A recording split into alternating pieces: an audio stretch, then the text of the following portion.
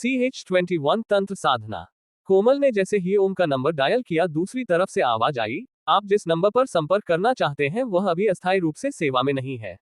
कृपया कुछ देर बाद पुनः प्रयास करें। थोड़ी देर बाद कोमल ने पुनः प्रयास किया, मगर उसके हाथ मायूसी ही लगी। थोड़ी देर तक कोमल अपने मोबाइल से ओम का नंबर डायल करती रही, फिर अचानक ही उसे खुद पर न जाने क्यों हंसी आ गई। अब आगे ओम पिछली रात की सारी बातें भूलकर एक बार फिर सुबह और जोशो खरोश से अपने ध्यान में लग गया और मंत्रोच्चार करने लगा। आज ओम के एकांतवास का चौथा दिन था। आज ओम को एक नए मंत्र का उच्चारण करना था। यह मंत्र उसकी सिद्धि का एक अभिन्न अंग होने वाला था, मगर साथ ही इस मंत्र के उच्चारण के दौरान ओम के धैर्य, शक्ति और साहस का परीक्षण भी होने वाला था। इस संबंध में बाबा ने उसे पहले ही सचेत कर दिया था और आदेश दिया था कि जहां तक संभव हो सके अपने मन को शांत रखना। ओम सुबह जब इस मंत्र का जाप शुरू किया था, उस समय से लेकर शुरू के कुछ घंटे बड़े ही आराम से शांतिपूर्वक माहौल में गुजर गए थे, मगर दोपहर होते होते इस मंत्र ने अपना असर दिखाना शुरू कर दिया। ओम को ऐसा आभास होने लगा कि उसके इर्द गिर्द अचानक ही भीड़ सी इकट्ठी होने लगी है, जो कि पल पल बढ़ती जा रही है। थोड़ी देर बाद अचानक ही उस भीड़ ने बहुत जोर जोर से चीखना चिल्लाना शुरू कर दिया। देखते ही देखते उस भीड़ का रूप रंग अचानक ही बदलने लगा। उस भीड़ में अचानक ही कई शैतान उभर आए। उनका रौद्र रूप किसी की भी रूह कंपा सकती थी। आंखें रक्त के समान लाल, कुरूप चेहरा, बिखरे बाल और पूरे बदन अस्थि मात्र का ढांचा, जिन पर मांस के लोथड़े जगह जगह लटक रहे थे। अचानक ही उस भीड़ ने जोर जोर से क्रंदन करना शुरू कर दिया। उस भीड़ के रोने के साथ ही कुत्ते बिल्लियों के भी रोने की आवाज आने लगी। हर तरफ घना अंधेरा छा चुका था। इस डरावने दृश्य ने ओम के भी धैर्य को हिलाकर रख दिया। ओम का बदन डर के मारे जोरों से कांपने लगा था। यह डर तब और भी बढ़ गया जब अचानक ही उस भीड़ ने रोना बंद कर दिया और मारो मारो के नारे के साथ एक साथ ओम के ऊपर टूट गए। अपने ऊपर इस तरह अचानक हमला होता हुआ देख ओम का साहस जवाब दे दिया और उसने अपने मंत्रोच्चारण को रोक दिया तथा आत्मरक्षक मंत्र का जाप करना शुरू कर दिया। आत्मरक्षक मंत्र के जाप शुरू होते ही वहां उपस्थित शैतानों की भीड़ अचानक ही कहीं गायब हो गई। हालांकि शैतानों का कहीं अता पता नहीं था, फिर भी ओम की हिम्मत ना हो रही थी कि वह अपनी आंखें खोलकर अपने आसपास देख सके। भय के मारे उसका बदन पसीने से तरबतर हुआ जा रहा था। काफी देर तक आत्मरक्षक मंत्र का जाप करने के बाद जब ओम का मन थोड़ा शांत हुआ, तब उसने मंत्रोच्चार को थोड़ा विराम दिया और धीरे धीरे अपनी आंखें खोला। उसकी आंखों में उसके मन का भय साफ देखा जा सकता था, क्योंकि उसकी कातर नजरें अपने आसपास बड़ी सावधानी से देख रही थीं। ओम को अब इस खेल का असली अनुभव होने लगा था। अब उसे समझ आ चुका था कि क्यों बाबा उसे बार बार इस काम के लिए मना कर रहे थे। ओम को इस बात का एहसास हो चुका था कि वह जितना आसान समझ रहा था, वास्तव में ये राह उतना आसान नहीं था। मगर अब वह कर भी क्या सकता था। उसके आगे एक तरफ कुआं था, एक तरफ खाई। वह अब इस संधान को बीच में रोक भी नहीं सकता था, क्योंकि इससे उसके जान को खतरा था, जिसके बारे में बाबा ने उसे पहले ही आगाह कर दिया था। दूसरी तरफ इस संधान को पूरा करना भी आसान नहीं होने वाला था, क्योंकि एक बार फिर मंत्रोच्चार शुरू करते ही उसी तरह शैतानों की भीड़ इकट्ठा होने की संभावना थी। ओम को उस मंत्र का जाप 11,000 बार करना था, जिसमें से उसने 7,000 बार मंत्र का जाप कर लिया था, जिसका मतलब था कि अभी भी 4,000 बार मंत्र जाप बाकी है। ओम गहरी सोच में डूबा हुआ था कि किस तरह इस संधान को पूरा किया जाए। उसके दिमाग में बाबा द्वारा कहीं एक बात बार बार गूंज रही थी, इस मंत्र का संधान विले ही कर पाते हैं, जाने कितने बीच में ही अपने प्राण गंवा बैठते हैं। अचानक ही इस बात के ध्यान आते ही ओम का रहा साहस भी जवाब देने लगा। ओम को अचानक ही पिछली रात वाले सपने का ध्यान हो आया, जिसमें श्रेया उसे इस संधान को छोड़कर लौट जाने के लिए कह रही थी। उस समय ओम को लग रहा था कि श्रेया उसे जानबूझकर बहला फुसला रही है, मगर ओम को अपनी उस सोच पर पछतावा होने लगा था। वह मन ही मन बुदबुदाया, काश मैं श्रेया की बात मान लिया होता। इसी समय ओम को चांदनी की बातें ध्यान आई। ओम, तुम किसी बात की चिंता मत करो, तुम अपने लक्ष्य के मार्ग पर आगे बढ़ो, तुम अवश्य अपनी मंजिल प्राप्त करोगे। चांदनी के कहे शब्दों का ध्यान आते ही ओम का साहस था वो अड़ा बढ़ने लगा, और कुछ देर बाद वह बढ़ते बढ़ते बहुत बढ़ गया। ओम के मन का सारा भय जाता रहा और वह एक बार फिर अपने संधान को जारी रखने के लिए ध्यानमग्न हो मंत्रों का जाप शुरू कर दिया। इस बार उसके मंत्रोच्चार की रफ्तार पहले से काफी तीव्र गति से और ऊंची आवाज में थी। ऐसा ओम के मन में उठने वाले भय के कारण था या जोश के कारण कहना थोड़ा मुश्किल है। तू क्या सोच रहा है, तू ऐसे ही बचकर निकल जाएगा? मैं तुझे ऐसे ही जाने दूंगा? कभी नहीं, मैं तेरी बलि अवश्य चाहूंगा। उस दिन तो तू उस लड़की की वजह से बच गया था, मगर आज तुझे कौन बचाएगा मुझसे? हा हा हा हा, इतना कहकर वह जोर जोर से ठहाके लगाकर हंसने लगा। दूसरे ही पल उसकी आंखें क्रोध से धधक उठी। वह अपने हाथों में एक बड़ा सा कटार लिए बड़ी तेजी से ओम के ऊपर झपट पड़ा। आगे जारी है। CH22 आत्मग्लानि। इतना कहकर वह तांत्रिक जोर जोर से ठहाके लगाकर हंसने लगा। दूसरे ही पल उसकी आंखें क्रोध से धधक उठी। वह अपने हाथों में एक बड़ा सा कटार लिए बड़ी तेजी से ओम के ऊपर झपट पड़ा। अब आगे ओम उसका भयानक चेहरा देखते ही पहचान गया। ये तो वही खूंखार तांत्रिक है जो अपनी सिद्धि पूर्ण करने के लिए ओम की बलि चढ़ाना चाहता था। इसे ओम भला कैसे भूल सकता है? ओम के हाथों ही तो इसकी दर्दनाक मौत हुई थी, मगर ये दोबारा जिंदा कैसे हो गया? ओम उस तांत्रिक को अपने सामने खड़ा देखकर अपने मन में सोचने लगा। चूंकि वह तांत्रिक पूरी ताकत से ओम के ऊपर अपने कटार से वार किया था, इसलिए ओम उसके इस वार से बचने का भरसक प्रयास किया। इस कोशिश में वह अपने स्थान से अचानक ही उठ खड़ा हुआ। मगर इससे पहले ओम अपने स्थान से हट पाता, तांत्रिक की कटार उसके जिस्म को दो टुकड़ों में विभाजित कर दी। ओम का सिर धड़ से अलग होकर जमीन पर गिर पड़ा। ओम का ये हाल देखकर वह तांत्रिक जोर जोर से हंसने लगा और थोड़ी देर बाद ओम के कटे सिर के पास पहुंच गया। वह ओम के सर से रिस रहे लहू को अपने हाथों में लिया और अपने चेहरे पर मलने लगा और जोर जोर चीखने लगा, ले लिया मैंने अपना बदला। आज बलि दे ही दी तेरी। अब मेरी सिद्धि पूर्ण हो जाएगी। हाँ हाँ, ये भयानक दृश्य किसी के भी रोंगटे खड़े कर देने के लिए काफी था। अब सोचिए ये दृश्य उसी के सामने जीवंत हो जाए जिसके साथ यह घटना घटी हो, वह भी इस घटना के घटने से पहले, तो उसका क्या हाल होगा? क्यों होगी उसकी मनोदशा? उसका तो जिस्म ही एकदम ठंडा पड़ जाएगा, दिमाग स्थिर हो जाएगा, धमनियों में रक्त जम सा जाएगा और दिल की धड़कनें थम सी जाएंगी। कुछ ऐसा ही हाल ओम का हो चुका था।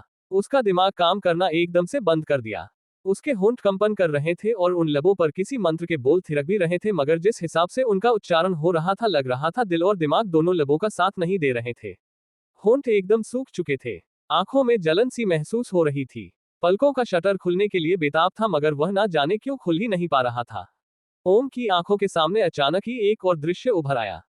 ओम की बलि चढ़ाकर वह तांत्रिक जैसे ही उस जगह से दूर गया, ओम को दूर से एक साया उसके कटे जिस्म की तरफ बढ़ता हुआ प्रतीत हुआ। थोड़ा और नजदीक आने पर ओम की आंखें उसको पहचान गईं। वह कोई और नहीं बल्कि शिया थी। शिया ओम के जिस्म का ये हाल देखकर फूट फूट को रोने लगी। वह सिसकते हुए बोल, मैंने आपको कितना समझाया था कि यह रास्ता आपके लिए नहीं, मगर ओम, आपने मेरी एक भी न सुनी। काश कि आप मेरी बात मान लिए होते तो आज ये दिन ना देखना पड़ता। हे भगवान, अब मैं क्या करूं? इतना कहकर एक बार फिर वह ओम के सिर को अपने सीने से लगाए जोर जोर से विलाप करने लगी। थोड़ी देर बाद जब शिया की नजर ओम के धड़ पर पड़ी तो वह ओम का सिर अपने हाथों में लिए भागी भागी ओम के धड़ के पास पहुंची और फिर ओम के सिर को उसके धड़ से चिपकाने की कोशिश करने लगी। वह ओम के सिर को उसके धड़ के पास रखकर अपनी चुन्नी से कसकर बांध दी और फिर आंखें बंद कर किसी मंत्र का जाप करने लगी। बहुत देर तक वह मंत्रों का जाप करती रही। देखते ही देखते शिया का जिस्म ढीला पड़ने लगा और थोड़ी ही देर बाद वह एकदम से निढाल होकर एक तरफ लुढ़क गई, मगर ऐसा होते होते ओम का सिर उसके धड़ से जुड़ चुका था। ओम के मृत शरीर में एक बार फिर प्राण आ गया था। वह तुरंत अपनी जगह पर उठ बैठा। ओम जैसे ही उठकर बैठा, अपने बगल में शिया को शीथा पे छोटी ई की मात्रा लना अवस्था में पाया। वह शिया को जगाने की कोशिश करने लगा, मगर ऐसा लग रहा था कि शिया के शरीर में कोई हलचल ही नहीं है। उसकी सांसें थम चुकी थी। मतलब साफ था, शिया ने अपनी जान की आहुति देकर ओम को दोबारा जिंदा किया था। शिया को इस हाल में देखकर ओम की आंखों से आंसुओं का सैलाब बह निकला। ओम लगातार मंत्रों का जाप किए जा रहा था और उसकी आंखों से अश्रुधारा बही जा रही थी। कहीं ना कहीं ओम का हृदय बहुत व्यथित हो रहा था। जब दर्द हद से गुजरने लगा तो अचानक ही ओम का ध्यान टूट गया। उसकी बंद आंखें एकदम से खुल पड़ी और उसके मुंह से मंत्रों के बजाय एक जोर की आह निकली, ओह। शिया। अपनी आंखें खुलते ही ओम अपने आसपास कुछ टटोलने लगा, मगर एक बार फिर वह खुद को ठगा सा महसूस करने लगा। उसके आसपास कोई नहीं था। उसको एहसास हो गया कि उसने फिर कोई दुर्स्वप्न देखा है। हालांकि यह एक निराधार स्वप्न था, मगर फिर भी शिया के बलिदान को याद कर ओम का रोम रोम शिया के लिए तड़प उठा। वह धीरे से बोला, शिया मेरे लिए अपनी जान तक दे दी और मैं उसे ही अपना दुश्मन मान रहा हूं। मैं कितना गिरा हुआ इंसान हूं। मैंने शिया को पहचानने में कितनी बड़ी भूल कर दिया। आत्मग्लानि से ओम की आंखें छलक उठी। ओम के दिमाग में आया, काश मैं उस स्वप्न में देखी बातों को सच मान लिया होता जिसमें शिया मुझे इस रास्ते पर चलने से मना कर रही थी। मगर अब तो बहुत देर हो चुका था। अब ओम ऐसे मोड़ पर आ गया था जहां से लौटना उसके लिए मुमकिन नहीं था। वह अपने मंत्रों के संधान पर ध्यान लगाया। अभी भी 2000 बार मंत्रों का जाप बाकी था, मगर ये 2000 जाप आगे ओम के साथ क्या करने वाले थे, ओम को इसकी भनक भी ना थी। ओम का मन एक तरफ तो बहुत व्यथित हो रहा था, ये सोचकर कि नाहक ही इस झमेले में पड़ गया। अच्छी खासी जिंदगी गुजर रही थी। दूसरी तरफ कुछ कर गुजरने का जज्बा उसको मंत्रोच्चार के लिए प्रेरित कर रहा था। हारने से पहले हार मान जाना ओम ने नहीं सीखा था और यही उसकी सबसे बड़ी ताकत थी। उसे लड़कर मरना पसंद था, मगर हार के डर से कहीं मुंह छिपाकर भागना पसंद नहीं था। लिहाजा उसने ये सोचकर जो होगा देखा जाएगा, दोबारा अपने संधान में जुट गया। उसकी आंखें बंद हो गईं और होठों पर मंत्रों के बोल थिरकने लगे। आगे जारी है। CH23 बाबा की हत्या। दूसरी तरफ कुछ कर गुजरने का जज्बा उसको मंत्रोच्चार के लिए प्रेरित कर रहा था। हारने से पहले हार मान जाना ओम ने नहीं सीखा था और यही उसकी सबसे बड़ी ताकत थी। उसे लड़कर मरना पसंद था मगर हार के डर से कहीं मुंह छिपाकर भागना पसंद नहीं था। लिहाजा उसने ये सोचकर जो होगा देखा जाएगा, दोबारा अपने संधान में जुट गया। उसकी आंखें बंद हो गईं और होठों पर मंत्रों के बोल थिरकने लगे। अब आगे आ गई तू, आजा। मुझे मालूम था कि तू आएगी जरूर मगर आएगी यही देखना था। मैं तो तेरा ही इंतजार कर रहा था। बाबा अपने सामने खड़ी एक नकाबपोश को संबोधित करते हुए बोले। उस नकाबपोश ने जवाब देते हुए कहा, हाँ, मैं आ गई बाबा। ले, तेरा इंतजार खत्म हुआ और मेरा भी। तुझे बड़ी हसरत थी ना कि मैं तेरे सामने आऊं तो ले मैं आज मैं तेरे सामने खड़ी हूं। तू जो कर सकता है कर ले। आज मैं तेरी मौत बनकर आई हूं। तू मेरा इंतजार कर रहा था अपनी मौत का। हा हा हा, इतना कहकर वह ठहाके लगाकर हंसने लगी। उसकी हंसी में एक अजीब सी भयानकता थी। उस नकाबपोश को अट्टहास लगाता हुआ देख बाबा उसे ललकारते हुए बोले, हाँ, मैं जानता हूं कि मेरी मौत तेरे हाथों लिखी है और मैं इसे हंसकर स्वीकार भी करता हूं। मगर ये पाप आत्मा तेरे पापों का अंत करने वाला भी आ गया और वह जल्द ही इस गांव को इस जमी को तेरे पापों से छुटकारा दिलाएगा। वह जल्द ही तुझे ऐसी जगह भेज देगा जहां से कोई नहीं लौट कर आता। बाबा की बातें सुनकर अचानक ही उस दुष्ट नकाबपोश की हंसी रुक गई। वह बड़े रूखे स्वर में बोली, मेरी मौत? हा हा हा, कौन मुझे मौत देगा? मैं तो खुद ही मृत्यु हूं। मैंने जिसका वरण कर लिया, या जिसने मेरा वरण कर लिया वह दुनिया को छोड़ जाता है।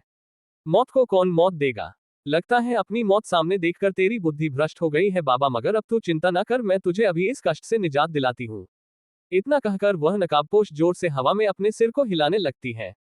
देखते ही देखते उसके चेहरे पर बिखरी जुल्फें लहराकर उसके सर के पीछे पहुंच जाती है। उसका भयानक चेहरा और भी भयानक हो उठता है। उसकी आंखों में अंगार दहक उठते हैं। उसके हाथ आगे बढ़े और बढ़े और बढ़े बढ़ते ही गए जब तक कि वे बाबा को दबोचने लिए। बाबा खुद के बचाव के लिए अपना कमंडल उठाकर हाथों में कुछ बूंद जल लेकर उसे अभिमंत्रित कर उस चुड़ैल के बढ़ते हाथों पर दे मारे। उस जल का प्रभाव होते ही उस चुड़ैल के हाथ एकदम से पीछे खींच गए। अपने वार को खाली जाता देख वह एकदम से झल्ला उठी। वह एकदम से हवा में लहराए और गायब हो गई। उस चुड़ैल के वहां से गायब होते ही बाबा को लगा कि वह डरकर भाग गई। बाबा अपने हाथों में लिया कमंडल रखने ही वाले थे कि अचानक ही एक धुंध सा उनके सामने उभरा और उनके अंदर जा समाया। इसका परिणाम ये हुआ कि बाबा इधर उधर खुद ही अपने सर टकराने लगे। ऐसा लगा कि वो खुद को खुद ही मारना चाहते हो। काफी देर तक इसी तरह वे खुद को हानि पहुंचाते रहे और लगभग अधमरे से होकर एक तरफ गिर पड़े। बाबा के जमीन पर गिरते ही उनके शरीर से एक धुंध सा उठा और उनके बिल्कुल सामने आकर जमने लगा। ये धुंध और कुछ नहीं था बल्कि एक आत्मा थी जो अब अपने पूर्ण रूप में आ चुकी थी। उसने बाबा को अपने पैरों से ठोकर मारते हुए बोली, क्या हुआ बाबा? तेरी सारी हिकड़ी निकल गई। तू तो बड़ा मसीहा बनता फिरता था, इतनी जल्दी हार मान गया। मुझे तो लगा था तू कुछ तो लड़ेगा मगर तू तो बहुत कमजोर निकला।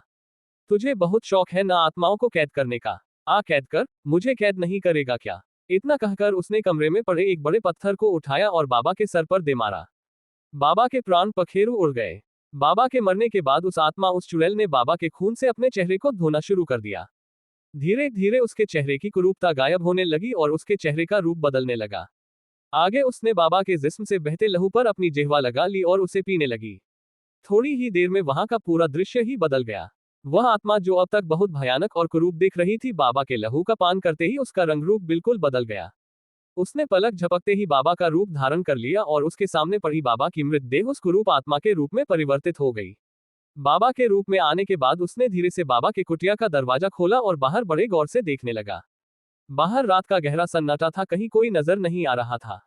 बस रात्रि चरों की आवाजाही का आहट मिल रहा था। उस दुष्टात्मा ने वहीं बाबा की कुटिया में एक गड्ढा खोदना शुरू कर दिया और फिर उसी में बाबा को दफन करके कमरे का अच्छे से लेपन कर दिया। उसी के ऊपर बाबा का आसन जमा दिया। ये सब कर लेने के बाद वह इतराते हुए बाबा के आसन पर बैठने के लिए आगे बढ़ी मगर जैसे ही वह उस आसन पर बैठना चाहिए उसे एक जोरदार झटका लगा और वह कुछ दूर जा गिरी। उसी समय कमरे में एक और आकृति प्रकट हुई। उसे देखते ही उस दुष्टात्मा की आंखें बड़ी हो गईं। वह आश्चर्यचकित होते हुए बोली, तुम? उद्धरण चिन्ह। उसके सामने प्रकट हुई आकृति ने जवाब दिया, हाँ, मैं। तुझे क्या लगा तू मुझे मारकर मेरा स्थान ले लेगी? ऐसा कभी नहीं हो सकता। पाप कभी भी पुण्य का स्थान नहीं ले सकता। अधर्म कभी भी धर्म का स्थान नहीं ले सकता। तूने मेरे शरीर को नष्ट किया है, मेरी आत्मा को नहीं। अब मैं भी इस नश्वर शरीर के बंधन से मुक्त हो चुका हूं। उस आत्मा की बात सुनते ही उस दुष्टात्मा ने खुद को संभालते हुए ललकार कर बोली, बाबा, तुझे मैं नहीं छोड़ूंगी। तुझे फिर से मरना होगा। इतना कहकर उसने एक जोरदार वार बाबा की आत्मा पर किया, मगर उसका वार बाबा का कुछ न बिगाड़ पाए। उसके वार से पहले ही बाबा अदृश्य हो गए। CH24 बाबा की कुटिया और आत्मा। उस आत्मा की बात सुनते ही उस दुष्टात्मा ने खुद को संभालते हुए ललकार कर बोली, बाबा, तुझे मैं नहीं छोड़ूंगी, तुझे फिर से मरना होगा। इतना कहकर उसने एक जोरदार वार बाबा की आत्मा पर किया, मगर उसका वार बाबा का कुछ न बिगाड़ पाए। उसके वार से पहले ही बाबा अदृश्य हो गए। अब आगे अपने वार को खाली जाता देख वह दुष्टात्मा एकदम से झुंझला गई, जिससे उसका ध्यान भटक गया। इतनी देर में बाबा के पैरों का एक जोरदार वार उसके सीने पर पड़ा और कमरे से बाहर दूर हवा में लहरा गई। उस दुष्टात्मा के बाहर जाते ही बाबा की आत्मा ने कमरे के दरवाजे पर आकर खड़े हो गए। वह दुष्टात्मा खुद को संभालने के बाद एक बार फिर बाबा पर वार की, मगर उसका ये वार भी खाली ही गया। बाबा ने दोबारा उस पर वार किया और वह फिर दूर जा गिरी। इसी तरह काफी देर तक पाप और पुण्य आपस में उलझते और लड़ते रहे। अपना कोई वश बाबा पर न चलता देख उस दुष्टात्मा ने खुद की हार मानते हुए वहां से चले जाना ही बेहतर समझा, मगर जाने से पहले उसकी नजर दूसरी तरफ दूर एक झोपड़ी पर पड़ी, जहां से हल्की हल्की रोशनी आ रही थी। वह कुछ देर तक कुछ सोचती रही और फिर बाबा को चेतावनी देते हुए बोली, बाबा, मैं फिर आऊंगी। मैं जब तक तेरा सर्वनाश ना कर दूंगी तब तक चैन से ना बैठूंगी। इतना कहकर वह तेजी से उस झोपड़ी की ओर लपकी, जहां से मध्यम मध्यम रोशनी आ रही थी। वह वहां पहुंचकर झोपड़ी में बने एक छोटे से छिद्र से अंदर का दृश्य देखने लगी, जहां एक नव युवक सन्यासी का वेश धारण किए हुए जमीन पर बिछी चटाई पर लेटा हुआ था। उस नवयुवक को देखते ही उस दुष्टात्मा का मन उस पर आसक्त हो गया। वह अपने मन में उस युवक को पाने के सपने संजोने लगी। इससे पहले कि वह दुष्टात्मा और कोई हरकत करती, उसने अपने बालों और गर्दन पर किसी के हाथों की पकड़ महसूस की। वह पीछे मुड़कर देखना चाही, मगर वह इसमें सफल ना हो सकी। दरअसल बाबा ने उसे ओम की झोपड़ी की तरफ बढ़ते हुए देख लिया था। वह दुष्टात्मा ओम को कोई नुकसान न पहुंचाए, इसलिए बाबा ने उसे आकर पीछे से मजबूती से पकड़ लिया और फिर उसे लेकर दूर आसमान में रात के अंधेरे में कहीं गायब हो गए। सुबह होने पर एक सेवक जब बाबा की कुटिया में उनसे मिलने के लिए गया तो वहां का दृश्य देखकर उसके होश उड़ गए। उसे कुटिया की दीवारों पर जहां तहां काले धब्बे दिखाई दिए। बाबा का कहीं अता पता न था। वह सेवक वहीं जमीन पर बैठ गया और बाबा का इंतजार करने लगा।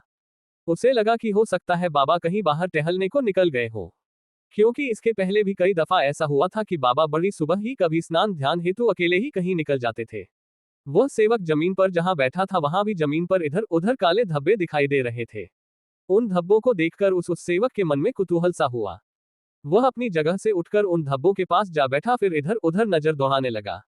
उसका अंदाजा सही निकला। उसे और कई जगहों पर वैसे ही धब्बे नजर आए। वह उन धब्बों को बड़े ध्यान से देखने लगा। अचानक ही उस सेवक के बदन में एक अजीब सी सिहरन महसूस हुई। उसे ऐसा लगा जैसे कोई उसे छूकर गुजरा हो। उसने जब नजर घुमाया तो उसे अपने आसपास कोई नजर नहीं आया। तभी फिर उसे दोबारा वैसा ही एहसास हुआ। इस बार तो उसका सारा बदन ही कांप उठा। उसे लगा जैसे कि उस कुटिया में उसके सिवा कोई और भी है, मगर चूंकि वह दूसरा शख्स उसे नजर नहीं आ रहा था, इसलिए उसका शक धीरे धीरे डर में बदलने लगा। इस तरह के एहसास से वह पहले भी कई दफा गुजर चुका था, क्योंकि बाबा के साथ रहते ऐसी घटनाओं से उसका पाला पड़ चुका था।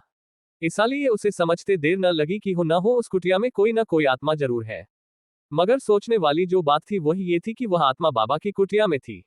बाबा की कुटिया में इस तरह किसी आत्मा का वास होना लगभग नामुमकिन था, क्योंकि ऐसा होने पर वह बाबा की नजरों से बच नहीं सकती थी। उस सेवक के सामने समस्या ये थी कि वह इस बारे में बाबा से बात करना चाहता था, मगर बाबा स्वयं वहां से नदारद थे, जिनके बारे में अब तक किसी को कोई सूचना न मिली थी। उस कुटिया में अचानक ही कुछ अजीब सी हरकतें होना आरंभ हो गई, जो किसी अदृश्य शक्ति के वहां होने का लगातार एहसास दिला रही थी। उस एहसास से उस सेवक की हालत लगातार खराब होती जा रही थी। जब उस सेवक का डर अपनी चरम सीमा पार कर गया तो वह वहां से भाग खड़ा हुआ। वह बाबा की कुटिया से निकलकर सीधे अपने दूसरे साथी के पास पहुंचा और उससे सारा वाकया कह सुनाया। उस सेवक का बदन अभी तक डर से कांप रहा था। उसके बदन के रोगटे अब तक डर के एहसास से सिहर रहे थे। अपने साथी सेवक की कही बातों पर यकीन कारण दूसरे सेवक को थोड़ा मुश्किल हो रहा था, मगर उसके कांपते बदन को देखकर उसकी कही बातों को अनदेखा भी नहीं किया जा सकता था। दूसरा सेवक सच्चाई का पता लगाने के लिए अपने साथी को लेकर बाबा की कुटिया की तरफ रवाना हो गया। एक से भले दो। साथ ही उन्होंने ये भी अंदाजा लगाया कि शायद अब तक बाबा भी वापस आ गए हो। मन में यही उम्मीद लिए जब दोनों बाबा की कुटिया में पहुंचे तो वहां का दृश्य देखकर उनके होश उड़ गए। बाबा का आसन अपनी जगह से उठकर हवा में लहरा रहा था। बाबा के अन्य वस्त्र जमीन पर एक जगह एक के ऊपर एक फैले हुए थे। ऐसा लग रहा था किसी ने उनको तह लगाकर रखा हो। पूजा पाठ के सामान जमीन पर एक जगह बिखरे पड़े थे। जिस जगह पर आसन हवा में लहरा रहा था वहीं जमीन पर कुछ निशान दिखाई दे रहे थे। ऐसा लग रहा था कोई किसी नुकीली चीज से जमीन को खुरचा हो। उन दोनों सेवकों की उपस्थिति का एहसास होते ही वह आसन एक झटके में जमीन पर गिर पड़ा। आसान जैसे ही जमीन पर गिरा उस पर रखा कपड़ा धीरे धीरे सिकुड़ने लगा। ऐसा लग रहा था जैसे कोई उस पर बैठा हो। वे दोनों सेवक इस रहस्य को समझ पाते इससे पहले ही उस आसन के सामने जमीन पर मिट्टी अपने आप खुरच खुरच कर उखड़ने लगी। ऐसा लग रहा था कोई अपने नाखून से जमीन की मिट्टी खुरच रहा हो। आज से पहले उन दोनों सेवकों ने यूं तो बहुत सारे डरावने दृश्य देखे थे, मगर उस समय उनके साथ उनके गुरु यानी कि बाबा जी भी थे। मगर आज जो दृश्य उन्हें बाबा की कुटिया में दिखाई दे रहा था वह उनके होश उड़ाए जा रहा था। ऐसा इसलिए भी था क्योंकि उनके साथ इस समय बाबा जी भी ना थे और साथ ही उनका कोई अता पता न था। इन दृश्यों को देखकर आखिरकार उन दोनों सेवकों की हिम्मत जवाब दे दी और अंत में वे दोनों बाबा की कुटिया से उल्टे पांव लौट पड़े। CH25 बाबा की मौत का रहस्य। आश्रम में हो रहा शोरगुल उड़ते उड़ाते ओम के कानों तक भी पहुंच गई, मगर ओम ने सब कुछ सुनने के बावजूद उस शोर पर ज्यादा ध्यान न दिया। आज उसके एकांतवास का 5वां और बहुत ही महत्वपूर्ण दिन था। वह पिछली रात की सारी घटनाएं बिसराकर एक नई ऊर्जा के साथ नए मंत्र के संधान में धूनी रमा चुका। इस समय आश्रम के दो छोरों पर बिल्कुल विपरीत दृश्य देखने को मिल रहा था। एक तरफ जहां एक छोर पर डर और संशय का बसेरा था, वहीं दूसरे छोर पर मंत्रों का मधुर स्वर वातावरण में गुंजायमान हो रहा था। चढ़ते सूरज के साथ दोनों दृश्य और भी मजबूत होते जा रहे थे।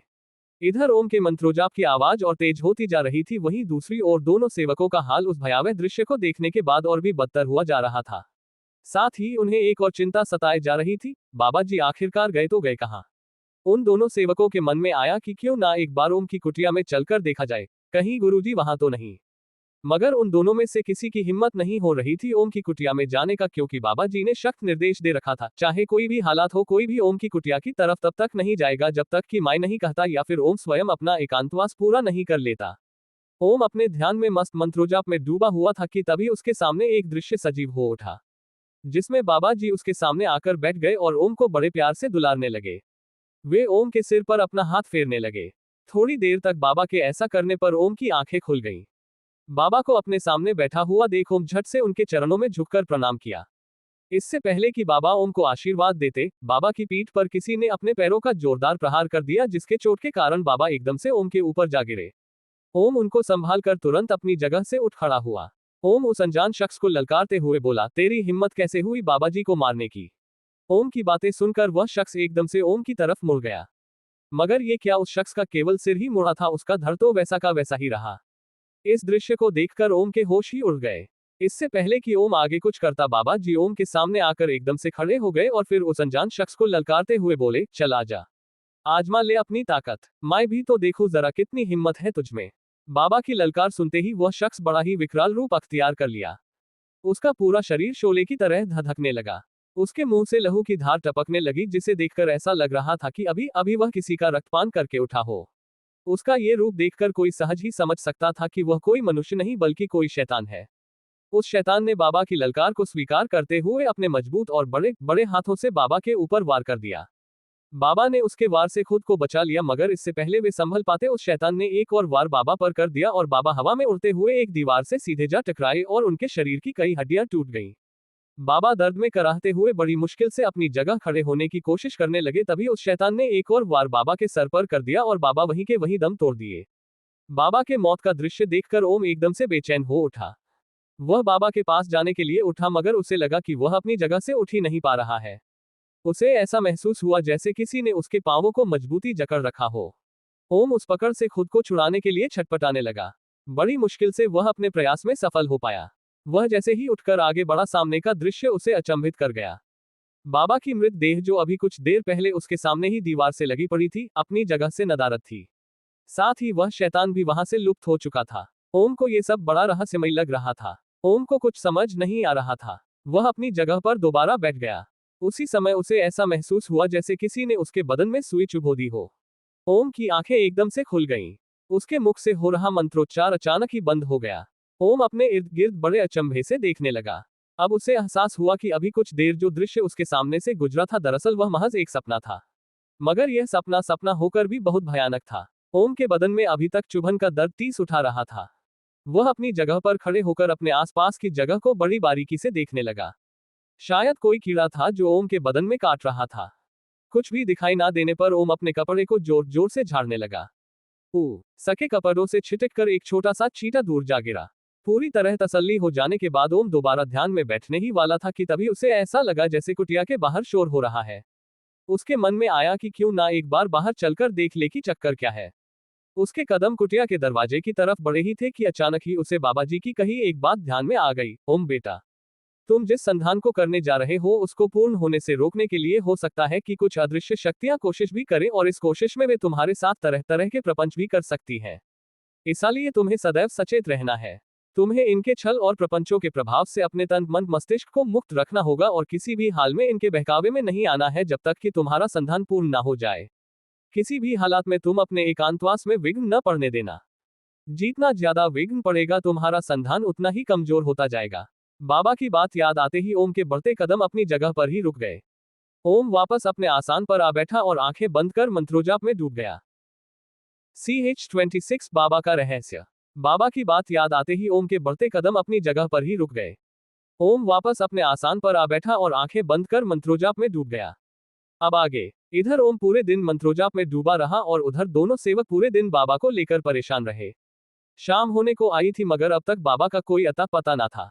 बाबा की कुटिया में सुबह के समय जो दृश्य दिखाई दिया था उसका खौफ पूरे दिन उन दोनों सेवकों के ऊपर हावी रहा, जिसकी वजह से उन दोनों में से किसी की भी इतनी हिम्मत ना हुई कि दोबारा बाबा की कुटिया में जा सके। हालांकि दोनों बाबा की कुटिया के बाहर बैठे घंटों बाबा के आने का इंतजार करते रहे थे। शाम को भी जब बाबा की कोई खबर ना मिली तो उन दोनों ने ओम से इस बारे में बात करने का सोचा। उन्हें लगा कि हो सकता है शायद ओम को बाबा के बारे में कुछ पता हो। ये सोचकर दोनों ओम से मिलने के लिए उसकी कुटिया की तरफ चल पड़े। जिस समय वे दोनों सेवक ओम के पास पहुंचे ओम रात्रि भोजन की तैयारी में लगा हुआ था। अचानक दोनों सेवकों को अपनी कुटिया के बाहर देखकर ओम को बहुत आश्चर्य हुआ। वह उनसे मिलने और खैरियत जानने के लिए स्वयं ही अपनी कुटिया से बाहर आ गया। उन दोनों का अभिवादन किया और फिर बोला, आप दोनों अचानक यहाँ? कोई खास वजह आने की? वे दोनों ओम की तरफ बड़े ही मलिन नजरों से देखने लगे। उन दोनों के चेहरे पर चिंता और भय की लकीरें साफ दिखाई दे रही थीं। उन दोनों ने घबराते हुए बोला, असमय आपको तकलीफ देने के लिए माफी चाहते हैं। हमें यह जानना था कि क्या बाबा जी यहाँ आपसे मिलने आए थे। आज सुबह से उनके दर्शन नहीं हुए, इसलिए मन बहुत चिंतित एवं अशांत सा हो रहा है। उन दोनों सेवकों के मुंह से यह बात सुनते ही ओम बोल पड़ा, नहीं, मेरे पास तो नहीं आए थे। क्या वे अपनी कुटिया में नहीं है? उद्धरण चिन्ह। कुटिया का जिक्र आते ही वे दोनों सेवक एकदम से सहम गए। वे दोनों आपस में एक दूसरे का चेहरा देखने लगे, मानो पूछ रहे हों कि कुटिया के बारे में ओम को कौन बताएगा। थोड़ी देर चुप रहने के बाद एक ने सुबह से शाम तक घटी सारी घटना का विवरण ओम को कह सुनाया। सारा वृतांत सुनने के बाद ओम भी चिंतित हो उठा। अगर बाबा जी ने उसे अपनी कुटिया न छोड़ने की हिदायत न दिया होता तो वह इसी समय बाबा की कुटिया में जाकर सारा माजरा स्वयं देखता, मगर वह हालात से मजबूर था। वह चाहकर भी वहां नहीं जा सकता था। वैसे भी अब उसके संधान को पूर्ण होने में महज एक दिन और रह गया था। ओम ने उन दोनों सेवकों से कहा, मैं मजबूर हूं, अन्यथा मैं इसी समय आपके साथ चलकर बाबा के कुटिया में जाता। अतः आप दोनों से निवेदन है कि हो सके तो आप दोनों एक बार पुनः बाबा जी की कुटिया में जाकर देख ले। शायद बाबा वहीं ध्यान लगाए बैठे हों। ओम की बातें सुनकर वे दोनों सेवक हाथ में सिर हिलाकर बड़े निराश मान से बाबा की कुटिया की तरफ चल पड़े। वहां पहुंचकर वे दोनों बाहर से ही आवाज लगाने लगे, मगर उन्हें कुटिया के अंदर से कोई जवाब नहीं मिला। हाँ, इतना जरूर था कि कुटिया के अंदर कुछ हरकत जरूर हो रही थी, जिसका आभास कुटिया के बाहर होने पर भी साफ हो रहा था। चूंकि कुटिया के अंदर से कोई जवाब नहीं मिल रहा था और अंदर कुछ हलचल हो रही थी, इस वजह से उन दोनों की नजरों के सामने सुबह का दृश्य जीवंत हो उठा और वे दोनों डर से कांपने लगे। इसका परिणाम ये हुआ कि दोनों कुटिया के बाहर से ही वापस लौट पड़े। नींद का पहले झोंके ने दिन भर की सारी थकावट का असर बदन पर से एक ही झटके में कम दिया। दिल दिमाग सब एक नई ताजगी और ऊर्जा से भर गया। पलकों तले सुनहरे भविष्य की झांकी के रंग भरने लगे थे कि तभी एकदम से सारा रंग फैल गया और जो तस्वीर उभर कर आई थी एकदम से धुंधली पड़ने लगी। उस धुंधली होती तस्वीर से एक चेहरा उभर पर आने लगा, जिसे देख आंखें एकदम से सचेत हो उठी। दिल से एक आवाज आई, अरे ये तो बाबा जी हैं। हर बीतते पल के साथ वह तस्वीर और स्पष्ट होने लगी और कुछ क्षण के बाद एकदम से स्पष्ट। अभी कुछ और समझने से पहले वह तस्वीर अपने आप सजीव हो उठी और उसने बड़े प्यार से कहा, कैसे हो बेटा ओम? तुम्हारा संधान कैसा चल रहा है? बाबा जी को साक्षात अपने सामने आया देख ओम सबसे पहले नतमस्तक हो उनको प्रणाम किया और फिर बोला, बाबा आपके आशीर्वाद से सब सकुशल संपन्न हो गया। अब बस आखिरी एक दिन और बचा है जो कि कल संपन्न हो जाएगा। बाबा बड़े स्नेह से बोले, बहुत अच्छा, कल के संधान के बाद तुम अपने उद्देश्य में सफल हो जाओगे। तुमने उम्मीद से बेहतर कर दिखाया। ईश्वर ने चाहा तो तुम्हारी सभी मनोकामनाएं पूरी होंगी। बाबा के वचन सुनकर ओम एक बार पुनः उनको प्रणाम किया। उसके बाद ओम ने बाबा से कहा, बाबा, आप कहीं गए थे क्या? आज सारा दिन आपके दोनों सेवक आपको लेकर बहुत चिंतित रहे थे। वे बता रहे थे कि आपकी कुटिया में कुछ अजीबोगरीब घटनाएं घट रही थीं। ओम की यह बात सुनकर बाबा जी एकदम से शांत हो गए। उनके चेहरे पर एक अजीब सा दर्द उभर आया। थोड़ी देर तक चुप रहने के बाद वे बड़े गंभीर स्वर में बोले, बेटा ओम, अब मैं तुम्हें जो बताने जा रहा हूं उसे तुम अपने तक ही सीमित रखना। मेरी बातें सुनकर हो सकता है तुम्हें दुख भी हो, मगर यह सब जीवन का एक हिस्सा है और इसे हम सबको स्वीकार करना ही पड़ता है, हम चाहें या न चाहें। ओम एकटक बाबा के चेहरे की तरफ देखने लगा। उसे बाबा की बातें कुछ रहस्यमयी लग रही थी। CH27 मन की पीड़ा। ओम एकटक बाबा के चेहरे की तरफ देखने लगा। उसे बाबा की बातें कुछ रहस्यमयी लग रही थी। अब आगे बाबा बोले, ओम, अब मैं इस दुनिया में नहीं हूं। मेरा मतलब है कि मैंने इस नश्वर देह का परित्याग कर दिया है। मगर तुम दुखी मत हो। मैं जिस दिन पहली बार तुमसे मिला था उसी दिन मुझे इस बात का एहसास हो गया था कि अब मेरे जाने का वक्त आ गया है। मैंने तुम्हारे हाथ की रेखाओं में अपनी मृत्यु का योग देख लिया था। मगर इसके लिए तुम किसी तरह से जिम्मेदार नहीं हो, इसलिए तुम कभी भी अपने आप को दोष मत देना। इसके पीछे एक गहरा रहस्य छुपा है। मुझे इस बात की खुशी है कि मैंने जिस उद्देश्य के लिए जन्म लिया था उसको पूरी लगन और ईमानदारी से पूर्ण किया। मैंने जीवन में कभी किसी का बुरा नहीं किया, मगर कभी कभी आपके द्वारा एक के प्रति की गई भलाई किसी दूसरे के प्रति बुराई सिद्ध हो जाती है। मेरे साथ भी कुछ ऐसा ही हुआ था। बहुत साल पहले की बात है। एक बार मैंने एक जमींदार की बेटी को एक प्रेतात्मा से छुटकारा दिलाया था। बाद में उसी जमींदार की बेटी की आत्मा मेरे जान की दुश्मन बन गई। दरअसल वे दो प्रेमी थे जो एक दूसरे से दिलो जान से प्यार करते थे। मगर जमींदार को यह मिलन पसंद न आया और उसने लड़के को जान से मरवा दिया। बाद में जमींदार की बेटी ने भी उस लड़के की याद में अपनी जान दे दी। उसे लगा था कि मरकर वे दोनों एक हो जाएंगे, मगर ऐसा न हो सका क्योंकि मैंने उस लड़के की आत्मा को एक ऐसी जगह कैद कर दिया था जहां उस लड़की की आत्मा नहीं पहुंच सकती थी। उस वजह से उसने मुझे अपना दुश्मन समझ लिया और मेरी जान लेने पर आमादा हो गई। उसने पूरे गांव में मौत का तांडव मचा दिया था, लिहाजा मुझे उसे भी कैद करना पड़ा था। मगर वह कुछ दिनों बाद ना जाने कैसे आजाद हो गई और फिर तब से उसने कई बार मुझ पे जानलेवा हमला किया, मगर मैं हर दफा बच गया। मगर कल रात उसने एक बार फिर मुझ पर हमला किया। उस समय मैं अपनी तमाम शक्तियां तुम्हें प्रदान कर चुका था, इसलिए मैं उसके सामने टिक नहीं पाया और मुझे अपनी जान गंवानी पड़ी। उसने मुझे मारने के बाद मेरे ही कुटिया में मेरे ही आसान के नीचे दफन कर दिया है। बाबा के मौत की खबर सुनते ही ओम के चेहरे का रंग एकदम से बदल गया। वह कुछ बोलना ही चाहता था, मगर बाबा ने उसे मना कर दिया और स्वयं ही आगे बोले, मुझे पता है तुम क्या कहना चाहते हो, मगर तुम्हें अब कुछ कहने की आवश्यकता नहीं है। मेरी मौत के बारे में सिर्फ तुम्हें ही पता रहेगा। तुम कुछ और करने से पहले अपना संधान पूर्ण करोगे। मंत्रोजाप पूर्ण करने के बाद तुम्हें एक हवन करना होगा और उसमें बलि चढ़ानी होगी। तुम किसी और की बलि चढ़ाने की जगह मेरी कुटिया से मेरे आसान के नीचे से कुछ मिट्टी लाकर हवन में डाल देना, मैं स्वयं को ही तुम्हारे लिए बलि करूंगा। तत्पश्चात तुम अपने बाएं हाथ की एक उंगली कट करके रक्त का तिलक हवन कुंड पर कर देना तथा रक्त की कुछ बूंदे अग्नि को समर्पित कर देना। ऐसा करने से मैं सदा तुम्हारे साथ हो जाऊंगा। अगर तुम्हें याद हो तो मैंने तुमसे एक दिन कहा था ना कि तुम्हारे पीछे कोई आत्मा पड़ी है। अब वक्त आ गया है कि तुम उससे सावधान और सचेत रहो, क्योंकि वह कभी भी तुम पर हमला कर सकती है। अंत में मैं तुम्हें जो बात बताने जा रहा हूं उसे जानकर तुम्हें हैरानी होगी। जमींदार की लड़की जिस लड़के से प्रेम करती थी वह तुम ही हो। मेरा मतलब है कि तुम्हारा चेहरा उस लड़के से बहुत मिलता है। इसलिए ऐसा संभव है कि जमींदार की बेटी तुम्हें अपना प्रेमी समझ बैठे और तुम्हें पाने की कोशिश करे। इसलिए तुम्हें उससे सावधान रहना होगा। अंत में एक बात और, मैंने उस लड़के की आत्मा को कहां कैद कर रखा है ये केवल मैं जानता हूं और सही वक्त आने पर मैं तुम्हें वह राज बता दूंगा। क्योंकि उस आत्मा की मुक्ति तुम्हारे हाथों ही हो सकती है, मगर कब और कैसे यह अभी तय नहीं हुआ है। बाबा के मुंह से इतना वृतांत सुनकर ओम के चेहरे के भाव कितनी बार बदले कहना मुश्किल है। बाबा के आखिरी शब्द ओम को और भी उलझन में डाल दिए। वह ये जानने के लिए उत्सुक हो उठा कि उस आत्मा की मुक्ति उसके हाथों ही क्यों। मगर इससे पहले कि वह अपने मन की बात बाबा से पूछता, बाबा वहां से अंतर्ध्यान हो चुके थे। ओम बाबा को अपने आसपास ढूंढने लगा। इस कोशिश में उसकी नींद खुल गई। अब उसे एहसास हुआ कि वह कोई स्वप्न देख रहा था, मगर उस स्वप्न में कही और सुनी बातों में उसे सच्चाई लगी। उसका मन हुआ कि उसी समय जाकर बाबा की कुटिया में देखे कि क्या वास्तव में बाबा अब इस दुनिया में नहीं रहे, मगर फिर कुछ सोचकर वह अपनी भावनाओं पर काबू कर लिया। बाबा के जाने का गम उसे खाए जा रहा था। उसे कहीं ना कहीं इस बात का दुख अवश्य था कि बाबा की माँ औता का कहीं ना कहीं वह भी जिम्मेदार है। इस दुख से ओम की आंखें अनायास ही छलछला आईं। ओम की ये हालत देखकर उसी समय कोई और भी था जो बहुत दुखी हो रहा था। कुटिया के अंदर ओम की आंखें रो रही थीं और कुटिया के बाहर दो आंखें और थीं जो लगातार रोए जा रही थीं।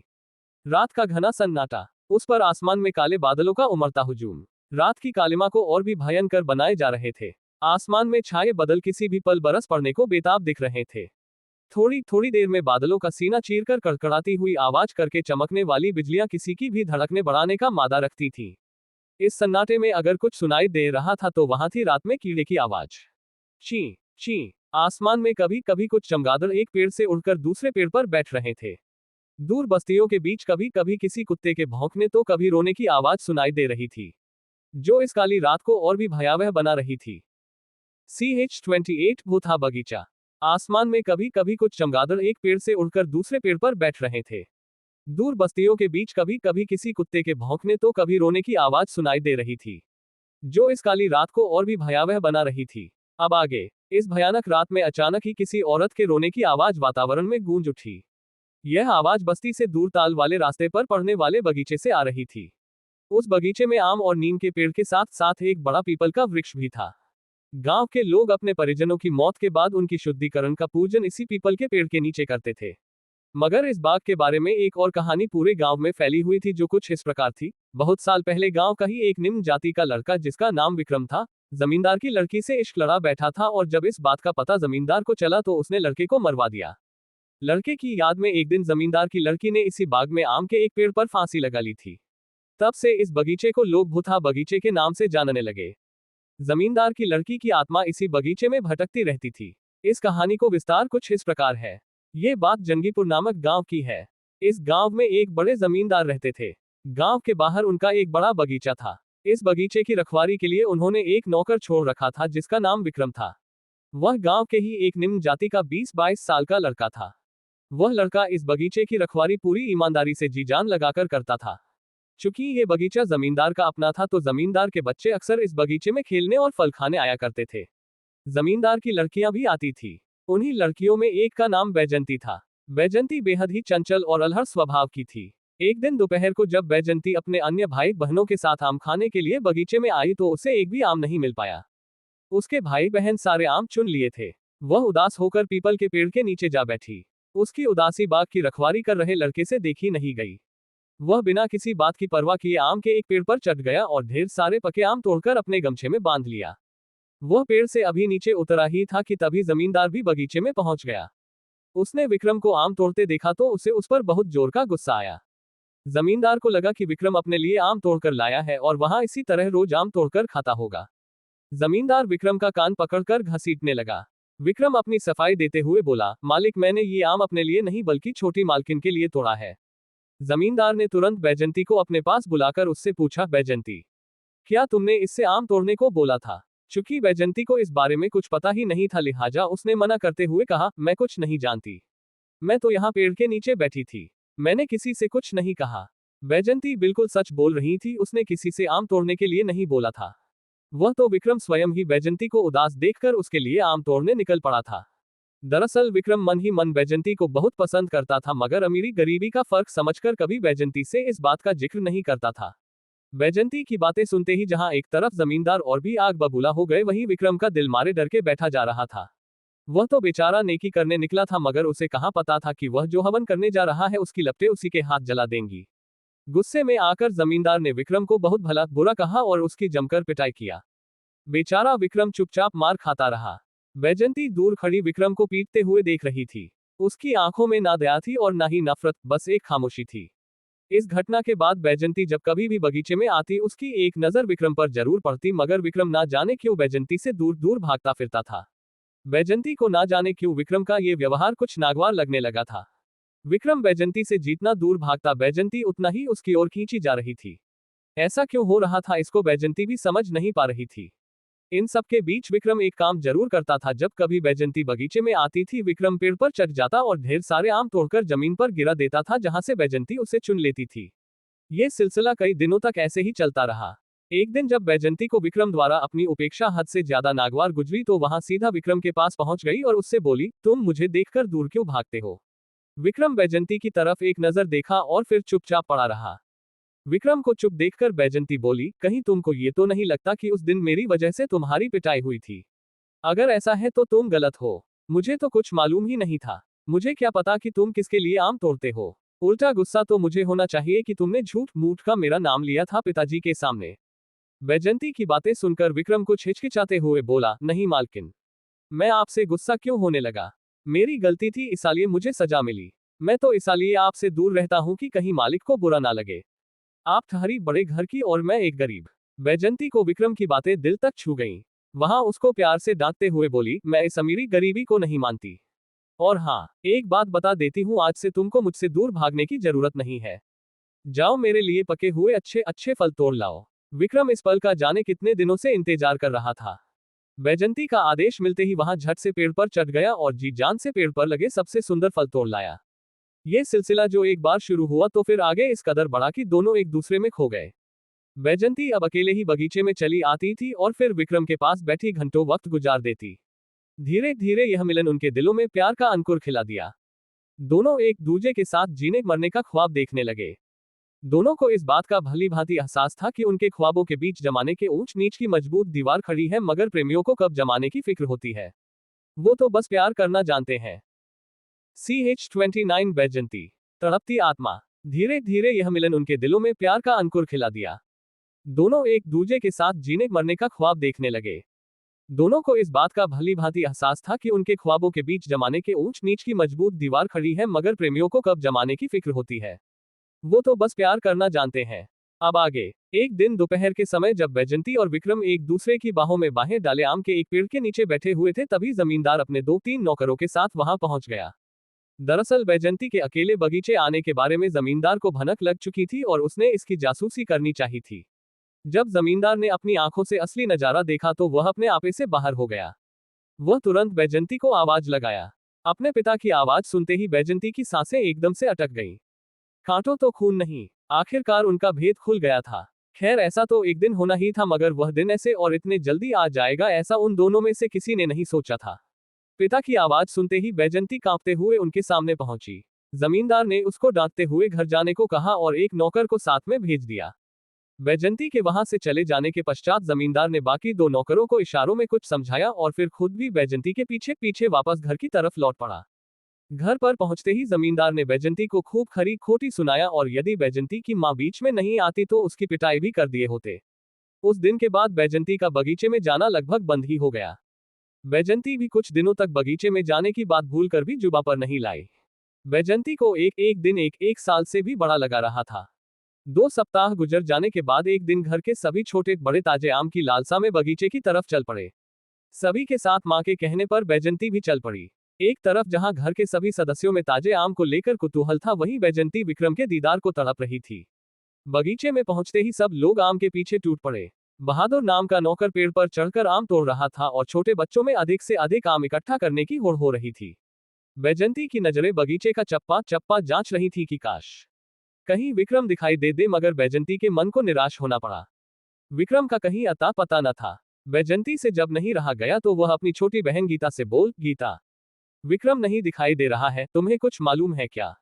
बैजंती की बातें सुनते ही गीता संशय भारी नजरों से इधर उधर देखने लगी और फिर बैजंती के पास जाकर बोली, तुम्हें नहीं मालूम क्या? वह तो उसी दिन गांव छोड़कर भाग गया जिस दिन पिताजी ने उसकी पिटाई करवाई थी।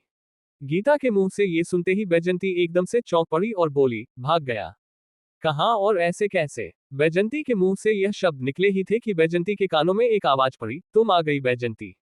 मैं कब से तुम्हारा इंतजार कर रहा था। आओ बैठो मेरे पास। इस आवाज के अपने कानों में पड़ते ही बैजंती एकदम से चौंक पड़ी और अपने आसपास देखने लगी।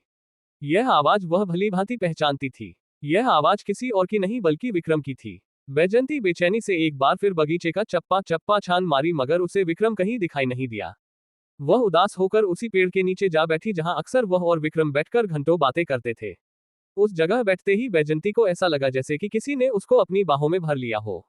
उसके कानों में एक बार फिर विक्रम की आवाज पड़ी, तुम कितने दिनों बाद आई हो? क्या तुम्हें मेरी एक पल भी याद नहीं आई? इस आवाज के कानों में पड़ते ही बैजंती एकदम से डर गई और एक झटके में अपनी जगह से खड़ी हो गई और सरपट घर की तरफ दौड़ लगा दी। बैजंती को इस तरह भागता देख घर के अन्य लोगों को बड़ा आश्चर्य हुआ। बैजंती बगीचे से भागते हुए सीधे अपनी माँ के पास पहुंची और रोते हुए बोली, माँ, सच सच बताओ विक्रम कहाँ है? बैजंती के मुंह से अचानक इतने दिनों बाद विक्रम का जिक्र सुनकर बैजंती की मां लालमणि एकदम से दंग रह गई। वह बैजंती को डांटते हुए बोली, अरे कलमुन्ही, अभी तक तेरे सर से उस नीच का भूत नहीं उतरा। अब क्या समाज में हमारी इज्जत को नीलाम करके ही छोड़ेगी? तूने पहले ही नाक कटा के रख दी है। खुद तो भाग गया हरामी, नहीं तो मैं तो उसे जिंदा जला देती। अपनी माँ की बातें सुनकर बैजंती रोते हुए बोली, नहीं माँ, आप लोग झूठ बोल रहे हैं। विक्रम कहीं नहीं भागा है, वहां यही कहीं है। वहां मुझे बुला रहा है। आज बगीचे में मैंने उसकी आवाज साफ सुनी थी। वह यही है, कहीं नहीं भागा है, वह यही। इतना कहते कहते बैजंती अचानक ही बेहोश हो गई। बेटी की ये हालात देखते ही मां लालमणि के प्राण सूखने लगे। उन्होंने तुरंत अपने पति को बुलावा भेजा। बेटी के बारे में सुनते ही जमींदार साहब भागे भागे घर पहुंचे।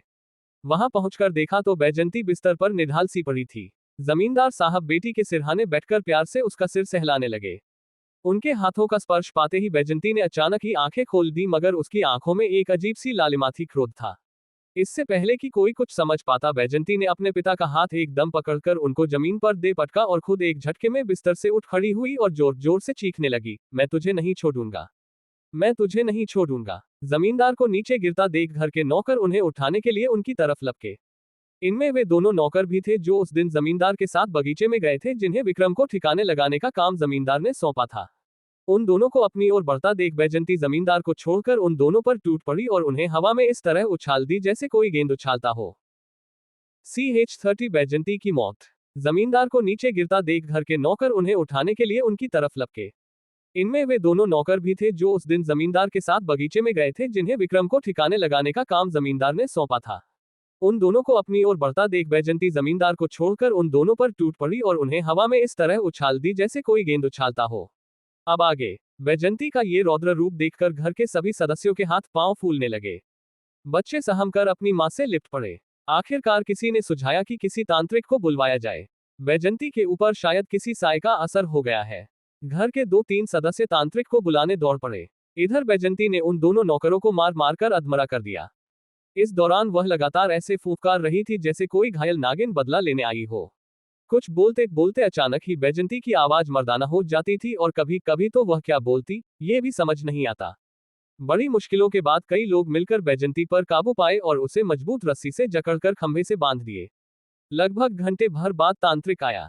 उसने आते ही कुछ भस्म अभिमंत्रित करके बैजंती के माथे पर लगाया, जिसके प्रभाव से बैजंती का रौद्र रूप शांत हो गया और वह एक तरफ जा लेटी।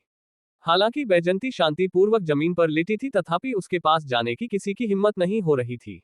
सबसे पहले घायल नौकरों को उपचार के लिए डॉक्टर के पास भेज दिया गया। उसके बाद तांत्रिक ने कुछ सामान बाजार से लाने को कहा और स्वयं घर के आंगन में जहां बैजंती को बंद कर रखा गया था, वहीं जमीन पर अपना आसन जमाकर जमीन पर ही कुछ यंत्र बनाने लगा। तांत्रिक ने थोड़ी देर के लिए ध्यान लगाया और फिर अपनी आंखें खोलकर जमींदार की तरफ बड़े रोषपूर्ण नजरों से देखने लगा। तांत्रिक को अपनी तरफ इस तरह गुस्से से देखने का आशय जमींदार समझ नहीं पाया, या फिर ऐसा भी हो सकता है कि समझकर भी वह अनजान ही बना रहा। थोड़ी देर की चुप्पी के बाद वह तांत्रिक बोलना शुरू किया, जमींदार साहब, यह आपके कर्मों का फल है। वह इस घर को तबाह कर देगा। आपकी बेटी को वह किसी भी हालत में नहीं छोड़ेगा, क्योंकि आपकी बेटी भी उसके साथ रहना चाहती थी। आपको ऐसा नहीं करना चाहिए था। जमींदार तांत्रिक की तरफ प्रश्नवाचक नजरों से देखने लगे, मानो पूछ रहे हो मैंने ऐसा क्या कर दिया। तांत्रिक जमींदार के प्रश्नों को समझ गया। जवाब में उसने बस इतना ही कहा, यह विक्रम है, बैजंती को ले जाने आया है। तांत्रिक के मुंह से ये सुनते ही जमींदार के साथ साथ उनकी पत्नी लालमणि का भी मुंह सूख गया। जमींदार अपने दोनों हाथ जोड़ते हुए तांत्रिक से बोले, बाबा, इस मुसीबत से बचने का कोई तो उपाय होगा। तांत्रिक बोला, मेरे हाथ में केवल प्रयास है। मैं कोशिश कर सकता हूं, बाकी ऊपर वाले की मर्जी। इतनी देर में तांत्रिक के जरूरत के सारे सामान भी आ गए। तांत्रिक ने बैजंती को अपने सामने बिठाया और फिर पूजा आरंभ कर दिया। इस पूजा के दौरान बैजंती को मजबूत रस्सी से जकड़कर रखा गया था। 4 लोग मजबूती से उसे पकड़े हुए थे। घर की महिलाओं तथा बच्चों को वहां से दूर हटा दिया गया था। जैसे ही पूजा आरंभ हुई, बैजंती का शांत पड़ा बदन अपने आप अकड़ने लगा। थोड़ी ही देर में वह अपने हाथ पैर जोर जोर से झटकने लगी, मगर रस्सी से जकड़े होने की वजह से उसका कोई वश नहीं चल रहा था। हाथ पैर पर कोई वश न चलता देख वह जोर जोर से गर्जना आरंभ कर दी, छोड़ मुझे, छोड़, मैं बैजंती को लेने आया हूं। हम दोनों को मिलने से कोई नहीं रोक सकता। कभी वह जोर जोर से गरजती और फिर थोड़ी ही देर बाद बड़ी करुण आवाज में बोलती और रोने लगती, छोड़ दो मुझे, मैंने क्या बिगाड़ा है तुम्हारा, हम दोनों प्यार करते हैं एक दूजे से। यही क्रम काफी देर तक चलता रहा। बाबा अपने ध्यान में लीन लगातार मंत्रों का जाप करते जा रहे थे। अंत में मंत्रोंजाप करते करते उन्होंने बैजंती के सर के कुछ बाल तोड़कर मिट्टी के हांडी में रख दिया, साथ ही उसमें बैजंती के कुछ कपड़े भी रख दिए और फिर उस हांडी को हाथ में लेकर बैजंती के चारों ओर गोल गोल घूमने लगे। लगभग 5-7 बार गोल गोल घूमने के बाद तांत्रिक ने उस हांडी पर एक लाल रंग का कपड़ा बांध दिया। फिर एक धागा और कुछ जरूरी सामान एक पकड़े में लेकर उसे अभिमंत्रित किया और फिर धागे से उस हांडी के मुंह को कसकर बांध दिया। उस हांडी पर धागा बांधते ही बैजंती का शरीर एकदम से शिथिल हो गया और वह अपनी जगह पर एकदम से जमीन पर लुढ़क गई। बाबा ने हांडी को अपने झोले में रख लिया और सबको सचेत करते हुए कहा, जब तक ये हांडी सलामत रहेगी वह इसमें से बाहर नहीं निकल पाएगा और न ही का छोटी ईसी को नुकसान पहुंचा सकेगा। अगर गलती से किसी ने इस हांडी का ये धागा खोल दिया तो फिर वह लौट आएगा और फिर होगा एक भयंकर तांडव। एक बात और, अगले 11 दिनों तक ये लड़की उस बगीचे की तरफ नहीं जानी चाहिए, अन्यथा इसके जान को खतरा होगा। इतना कहकर वह तांत्रिक अपना झोला उठाया और वहां से बाहर चल दिया। उस दिन के बाद बैजंती बिल्कुल ठीक रहने लगी। उसे किसी प्रकार का दौरा नहीं पड़ा, लेकिन उसके कहीं आने जाने पर कई लोगों की नजर रहती थी। हालांकि बाहर बाहर से सब कुछ सही लग रहा था, मगर अंदर ही अंदर बैजंती विक्रम की याद में तड़प रही थी। उसे यह बात पता चल चुका था कि उसके पिताजी ने विक्रम को जान से मरवा दिया है। विक्रम की मौत के लिए बैजंती खुद को ही जिम्मेदार मान रही थी और यही बात उसे रात दिन शुक्र नहीं लेने दे रही थी। इसी कुड़हन में एक दिन उसने वह कर दिया जिसका डर उसके घर वालों को पीछे 9 दिनों से सता रहा था। 9 दिन तो किसी तरह कट गए थे और घर वालों को लगने लगा कि अब सब कुछ सही हो चुका है और यहीं पर उनसे चूक हो गई। वे शायद इस बात को भूल गए थे कि दुर्घटना के लिए कुछ सेकंड ही बहुत होते हैं। दरअसल 10वें दिन सब लोग खा पी कर दोपहर में बेफिक्र हो सो पड़े। इस बात का मौका पाकर बैजंती चुपके से बगीचे की तरफ निकल गई। उसे विक्रम की बहुत याद आ रही थी। वह सोची कि शायद बगीचे में जाकर पुरानी यादों से मन बहल जाएगा। बैजंती जैसे ही बगीचे में पहुंची, पुरानी यादें वास्तव में ताजा हो उठी, मगर उन्हीं यादों में एक बात ये भी दफन थी कि विक्रम की जान बैजंती की वजह से गई थी। बस इस बात का ध्यान आते ही बैजंती को न जाने क्या हुआ।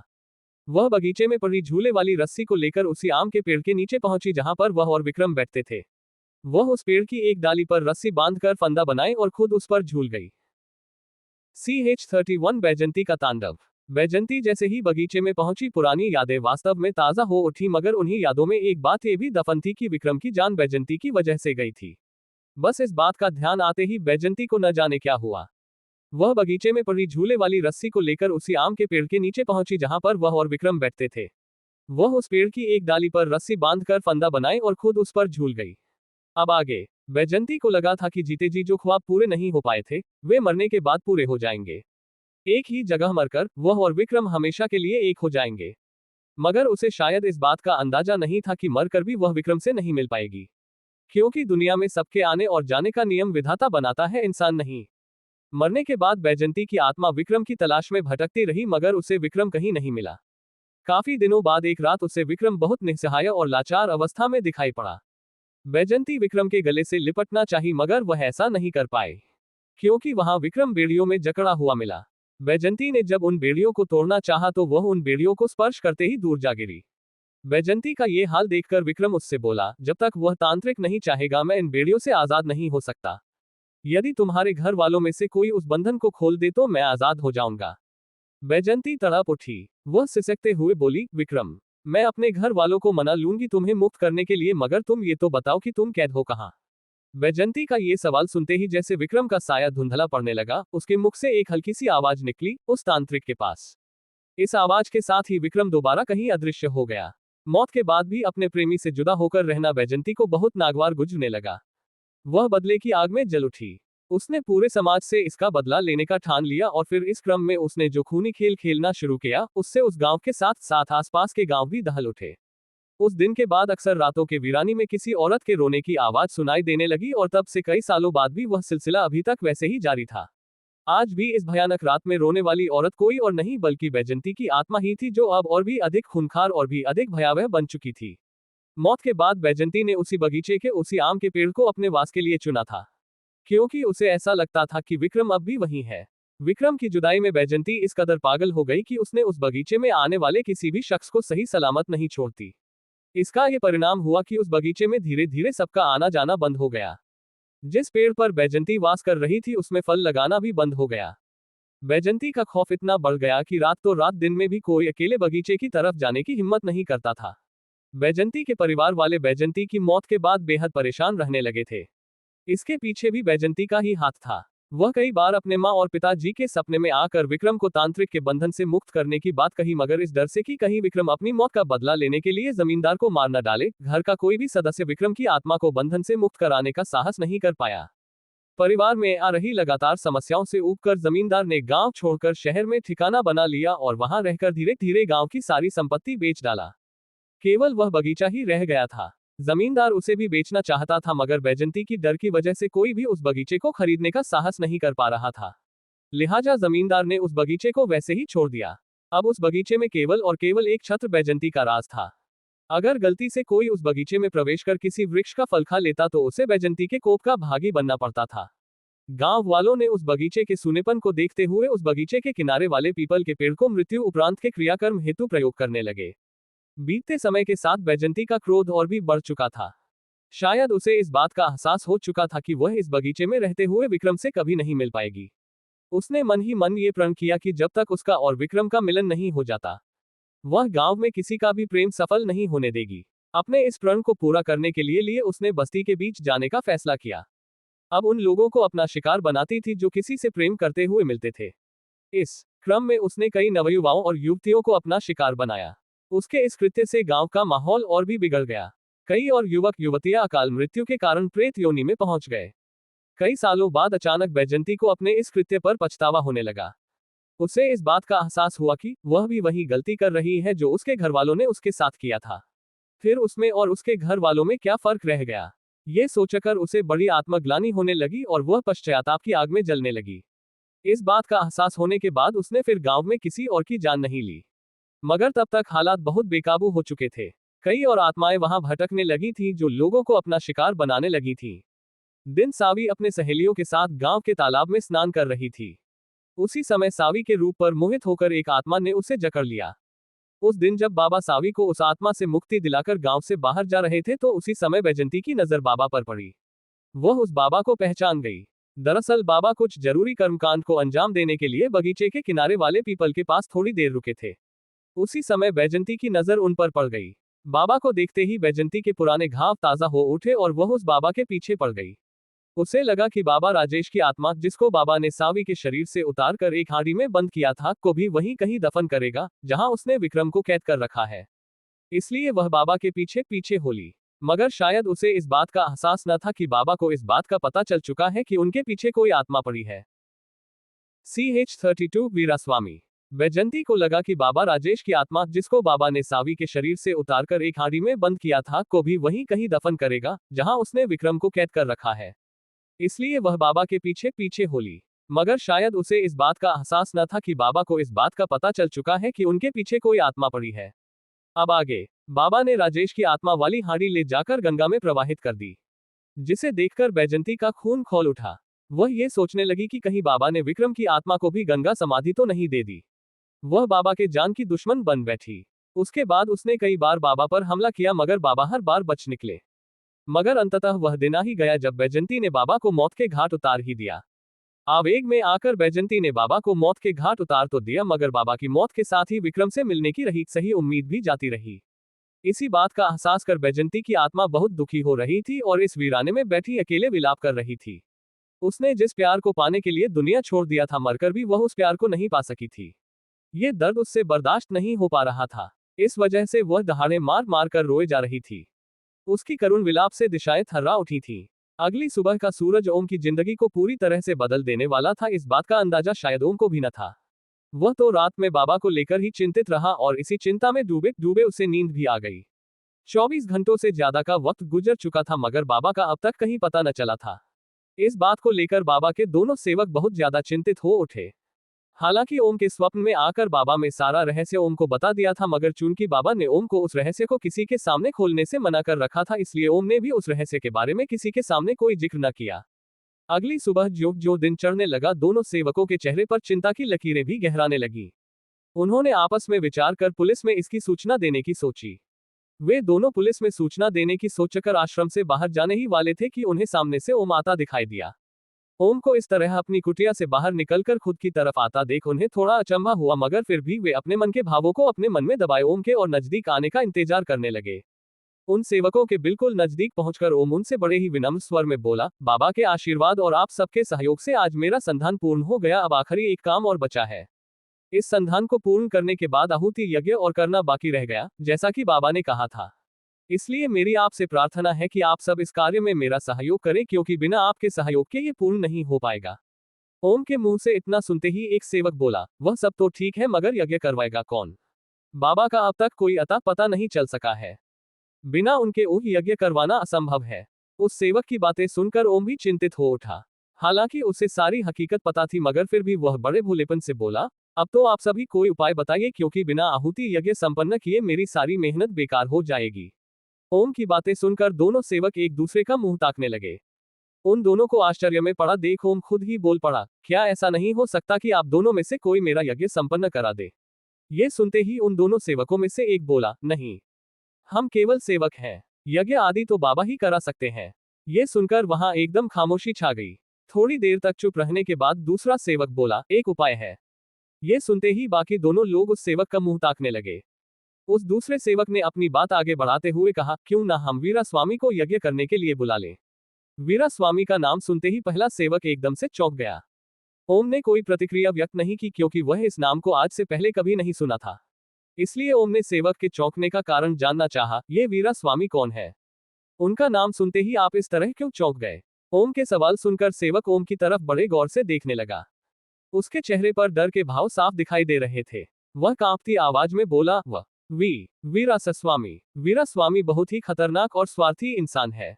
कभी वह बाबा जी का बहुत बड़ा सेवक हुआ करता था। बाबा जी ने उसे बड़ी मेहनत से हर विद्या में पारंगत बनाया था, ये सोचकर कि बाबा जी के न रहने पर वह इस आश्रम की देख रेख कर सके और लोगों की भलाई कर सके, मगर वह स्वार्थी निकला। वह जैसे ही सारी विद्या में पारंगत हो गया, उसने अपना असली रूप दिखाना शुरू कर दिया। वह यहाँ आने वाले लोगों का शोषण करने लगा, खासकर महिलाओं का। ये देखकर बाबा जी को बहुत दुख हुआ। बाबा जी ने वीरा को समझाने की बहुत कोशिश किया, मगर वह नहीं माना। हद तो तब हो गई जब उसने बाबा जी को ही भला बुरा कहने लगा। उसने अपनी शक्ति और बढ़ाने के लिए एक भयंकर यज्ञ किया और फिर यज्ञ की पूर्ति के लिए मानव बलि दे दिया। उसने एक गांव की 3 कुंवारी कन्याओं को एक साथ यज्ञ की आहुति में बलि दे दिया और फिर उनकी आत्माओं को अपना गुलाम बना लिया। उन आत्माओं में से 2 को तो बाबा की कृपा दृष्टि से मुक्ति मिल गई, मगर तीसरी आत्मा ने मुक्ति के बजाय वीरा का साथ चुना और वह अब वीरा के साथ उसी के नियंत्रण में रहती है। इस घटना के बाद बाबा ने वीरा को हमेशा के लिए अपने आश्रम से बाहर निकाल दिया। वीरा ने इसका विरोध करना चाहा, मगर वह सफल नहीं हो सका। अब यदि इस हाल में वीरा को यहाँ बुलाया जाएगा तो वह जरूर बाबा की अनुपस्थिति का फायदा उठाना चाहेगा और आश्रम पर अपना कब्जा जमाना चाहेगा। वहीं दूसरी ओर लौटने पर यदि बाबा को वीरा के यहाँ आने के बाबा में पता चलेगा तो बाबा भी बहुत नाराज हो जाएंगे। वीरा के बारे में सारी बातें जानने के बाद ओम के चेहरे का रंग एकदम से बदल गया। वह थोड़ी देर चुपचाप सोचता रहा और फिर धीरे से बोला, और कोई दूसरा उपाय है क्या? दोनों सेवक एक स्वर में बोले, नहीं, और कोई दूसरा उपाय नहीं है। CH33 महायज्ञ। वीरा के बारे में सारी बातें जानने के बाद ओम के चेहरे का रंग एकदम से बदल गया। वह थोड़ी देर चुपचाप सोचता रहा और फिर धीरे से बोला, और कोई दूसरा उपाय है क्या? दोनों सेवक एक स्वर में बोले, नहीं, और कोई दूसरा उपाय नहीं है। अब आगे। काफी देर तक सोच विचार के बाद ओम बोला, एक उपाय और है। दोनों सेवक ओम की तरफ बड़े आश्चर्य से देखने लगे। खुद की तरफ उन दोनों को देखते हुए देख ओम बोला, क्यों ना हम बाबा जी के आसान पर उनकी तस्वीर को रखकर यज्ञ आरंभ करें और फिर विधि विधान से पूजन करें। अगर एकलव्य अपने गुरु की मूर्ति बनाकर ज्ञान हासिल कर सकता है तो मुझे तो महज एक यज्ञ करना है। पहला सेवक ओम की बातें सुनकर बहुत खुश हुआ, मगर दूसरे सेवक के चेहरे का भाव बता रहा था कि उसे ओम की बातें पसंद नहीं आई। ऐसा क्यों था, इसका अंदाजा फिलहाल लगाना मुश्किल था। ओम की बातें नापसंद होने के बावजूद भी दूसरा सेवक उसका विरोध नहीं कर सका। अपनी बात को आगे बढ़ाते हुए ओम बोला, हम ये यज्ञ बाबा जी की कुटिया में ही करेंगे। आप लोग पूजा पाठ के लिए जरूरी सामान इकट्ठा करने में मेरा सहयोग करें। इतना कहकर ओम बाबा की कुटिया की तरफ चल पड़ा। उसके कदम न जाने क्यों उस ओर चलते आज डगमगा रहे थे। शायद इसका कारण वह सच था जिसके बारे में ओम के सिवा वहां किसी और को मालूम नहीं था। कुटिया के द्वार पर पहुंचकर ओम ने बाबा को मन से प्रणाम किया और उनसे अंदर प्रवेश करने की आज्ञा मांगा। उसके ऐसा करते ही हवा का एक तेज झोंका आया और कुटिया का दरवाजा अपने आप खुल गया। अंदर प्रवेश करते ही ओम की नजरों के सामने जो दृश्य दिखाई दिया उसे देखते ही ओम के होश उड़ गए। जैसा कि बाबा ने सपने में ओम को बताया था, कुटिया के अंदर ठीक वैसा ही दृश्य नजर आ रहा था। ओम ने बाबा के आसन को उसकी जगह से हटाकर देखा तो पाया कि वहां की मिट्टी थोड़ी खोखली सी है। ओम को समझते देर ना लगी कि बाबा को उस आत्मा ने इसी जगह दफन किया है। जैसा कि बाबा ने ओम को बताया था, ओम ने उस जगह की थोड़ी सी मिट्टी अपने हाथ में लिया और यज्ञ कुंड के पास ले जाकर रख दिया। उसके बाद उसने बाबा जी के आसन को उचित जगह पर रखा और फिर उस आसन पर बाबा की तस्वीर रखना चाहा, मगर वह ऐसा करने में सफल नहीं हो सका। ओम को अचानक ही जैसे कुछ याद आया और वह भागकर अपनी कुटिया में पहुंचा और फिर एक बड़ी सी पोटली में कुछ सामान लेकर वापस बाबा की कुटिया में लौट आया। ये वही पोटली थी जिसे बाबा ने पहले ही दिन ओम को दिया था, ये कहते हुए कि तुम्हारे संधान के अंत में तुम्हें इसकी जरूरत पड़ेगी। ओम ने उस समय उस पोटली को वैसे ही रख दिया था, मगर आज उस पोटली के खुलने का वक्त आ चुका था। ओम ने जैसे ही उस पोटली को खोला, उसकी आंखें एकदम से चौंधिया गईं। उस पोटली में ऐसा लगा कि कई लाशें बांध कर रखी गई हो। उस पोटली का बस कंकाल ही कंकाल नजर आ रहे थे। बिल्ली का, नेवले का, चमगादड़ का, कौवे का और मानव का। इसके अलावा उस पोटली के अंदर के और छोटी सी पोटली थी जिसको खोलते ही एक अजीब सी खुशबू पूरी कुटिया में समा गई। ओम ने उस पोटली को खोलकर जैसे ही यज्ञ कुंड के सामने रखा, उसे यज्ञ कुंड के आसपास कुछ हलचल सी महसूस होने लगी। देखते ही देखते वहां का पूरा नजारा ही एकदम से बदल गया। अभी तक पोटली में जितने भी जानवर कंकाल रूप में नजर आ रहे थे, सब के सब एकदम से जीवित हो उठे। उनका ये हाल होते देख ओम के होश उड़ गए। उसे ये सब रहस्यों कुछ समझ नहीं आ रहा था। वह कुछ समझ पाता इससे पहले ही उस पोटली में रखा मानव कंकाल एकदम से उठकर ओम के सामने खड़ा हो गया और बोलने लगा, भोजन दो, मुझे भोजन दो। ये सब चल ही रहा था कि उसी समय एक सेवक पूजा की बाकी सामग्री लेकर आ गया, मगर वह कुटिया के अंदर प्रवेश नहीं कर सका। ऐसा उसके पूर्व डर के कारण था या फिर किसी और कारण से, ये तो वह सेवक ही बता सकता था। पूजा की सामग्री वह कुटिया के दरवाजे के पास रखकर अपने दूसरे साथी के पास लौट गया, मगर उसका साथी अपनी जगह पर नहीं मिला। कहीं वह कुटिया में ही तो नहीं, ये सोचकर वह सेवक दोबारा बाबा की कुटिया की तरफ लौट पड़ा। उसके कुटिया में लौटने से पहले ही ओम ने उसके द्वारा लाए सामान को उठा लिया था और यज्ञ कुंड के इर्द गिर्द जरूरत के हिसाब से लगाने लगा था। ओम ने आज से पहले ऐसा कुछ नहीं किया था, मगर फिर भी वह सारे सामान एकदम सही जगह पर रखता जा रहा था। ओम को ऐसा करता देख उस सेवक को बड़ा आश्चर्य हो रहा था। जिज्ञासावश वो खुद को बाहर नहीं रोक पाया और वह बाबा की कुटिया में प्रवेश कर गया। ओम के क्रियाकलाप को देखकर उस सेवक को ऐसा लग रहा था जैसे बाबा स्वयं अपने हाथों से सारा सामान सजा रहे हो। उसी समय उस सेवक की नजर एक ऐसे दृश्य पर पड़ी कि वह एकदम से बेहोश हो गया। ओम जैसे ही अपनी जगह से उठकर बाबा के आसान पर एक चादर डालना चाहा, वह चादर हवा में ही अटकी रह गई। ऐसा लगा कि वहां कोई बैठा हो, मगर वहां पर कोई नजर नहीं आ रहा था। हालांकि उस जगह पर कोई बैठा अवश्य था, मगर उसे केवल ओम देख और सुन पा रहा था और उन्हीं के निर्देशानुसार ओम सारे सामान को यथास्थान पर सजाए जा रहा था।